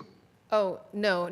I apologize. I would like to find the candidate within that window, but expecting that, whoever we find, they most likely have a job that they need to see the end of through the end of the school year, and expecting to look at if whatever the circumstances. I know a lot of candidates might have to finish a commitment elsewhere if they were to come.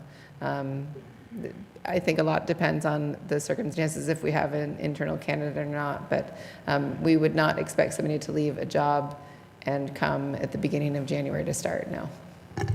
Thank you for that question. I would have hated to have had that misunderstanding in the air, so I appreciate it. Thank you. We take our searches typically run 12 to 14 weeks. As Terry mentioned earlier, we can do a shorter period of time. But as one search firm told me some time ago, is that August and December are non-search months. So you sort of take those off the table and you're trying to squeeze in a search in the October-November timeframe, where there are a lot of other things happening. It can be done. We can do that, but it puts a lot of pressure finding the right person who's available in that very short time frame, given where the starting point is today. Okay, thank you. Do you have any other additional questions for us?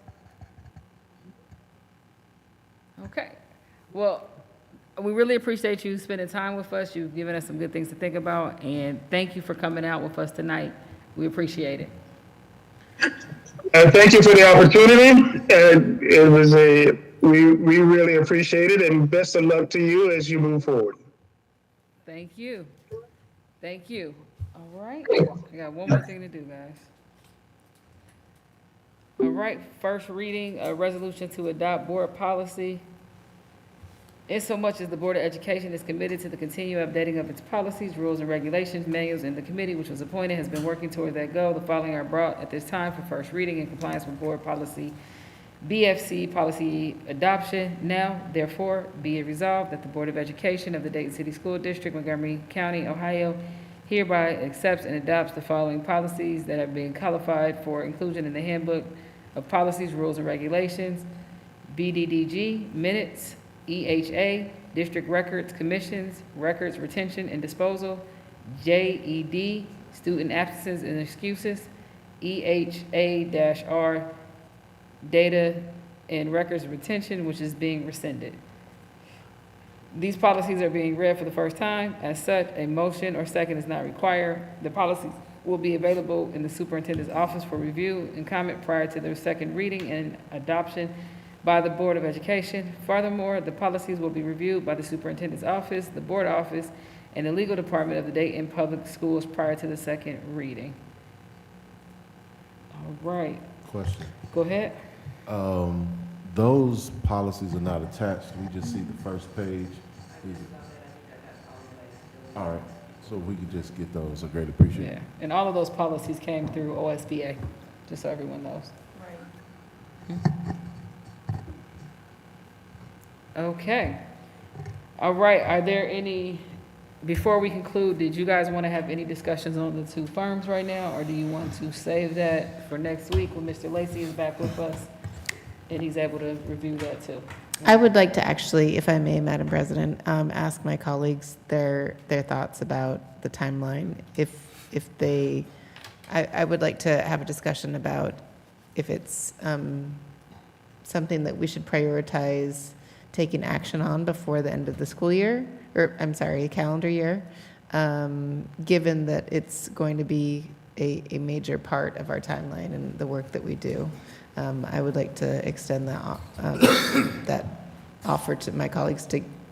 I would like to hear their input.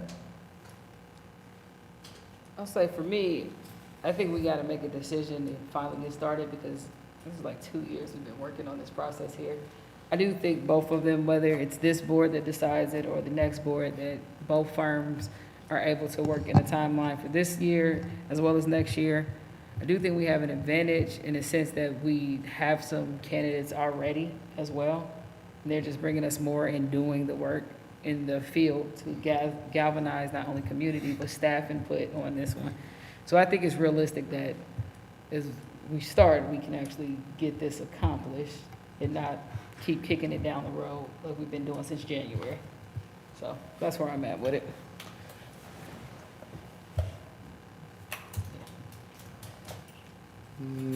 I do not know if it would be feasible to be able to do this by December and do it in a way that includes the community. December's a hard month to get folk. It's that holiday time. People are doing things cold outside. So you're looking at trying to have, we're in September. We would be looking at through October, getting community input, getting the board's input with whoever we would go with, getting all that done in October. Looking at then November, and you can go into November and you start, then you have the holiday season in November, so that cuts out another week. I just think it's very difficult to be able to do that. And then looking at the possibility that there could be 3 new board members trying to put in a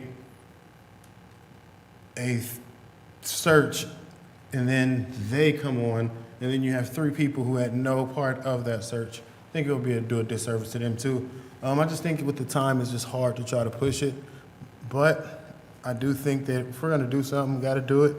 And my big thing is getting the people, community staff, their input. And I don't think that's something you can do very, very quickly. If I may, Madam President. Go ahead. Thank you.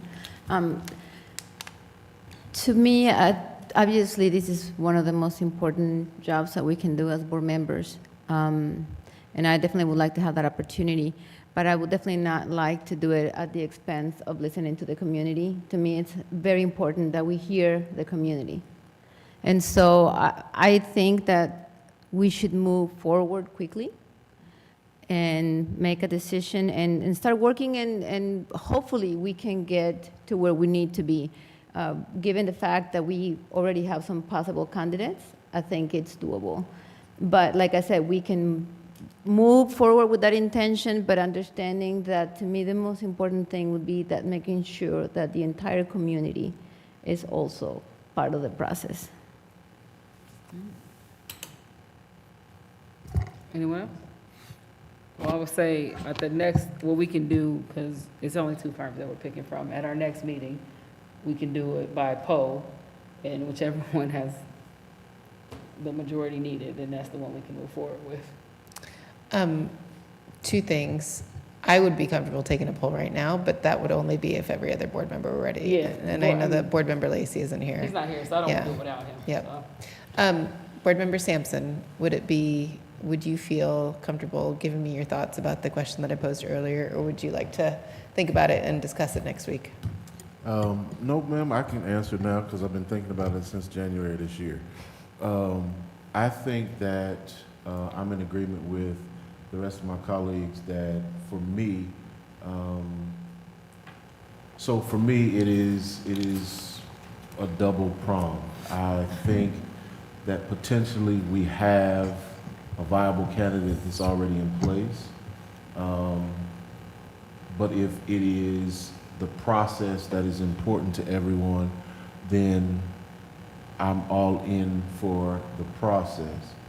But as Dr. Pickett and Vice President Smith said, I am not willing not to go through the process, minimizing the process, speeding up the process,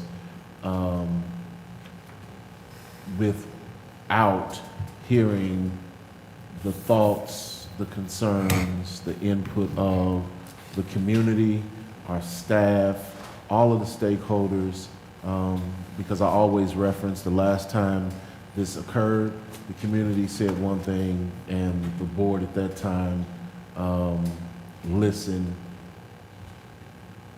to the opposite. And so I really, really, really think that, and I'm not so sure we need a search firm to engage the community in a conversation. I think we have qualified individuals within our staff that can orchestrate focus groups. I've seen it done before in the last 2 or 3 years.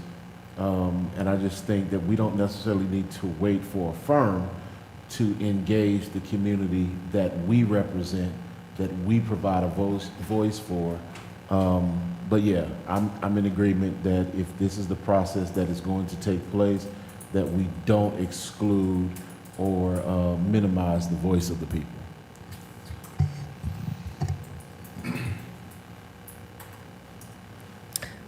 President Goodwin, could we get the contracts from both firms prepared for next week so that when we do take a poll, we can immediately sign the contract and move forward and not have any more delays? Yep, I'll send it to Thank Lisa. you. All right, is that all? Yeah. Is there a motion to adjourn? So moved. Second. Yes. Move the second. Any questions? All right, seeing none, Madam Treasurer, may we have a vote? President Goodwin, Yes. Mr. Smith, In the affirmative. Mr. Sampson, Yes. Ms. Wick, Yes, ma'am. Dr. Pickett, Yes. Ms. Reinhardt. Yes. 6 yeses. No.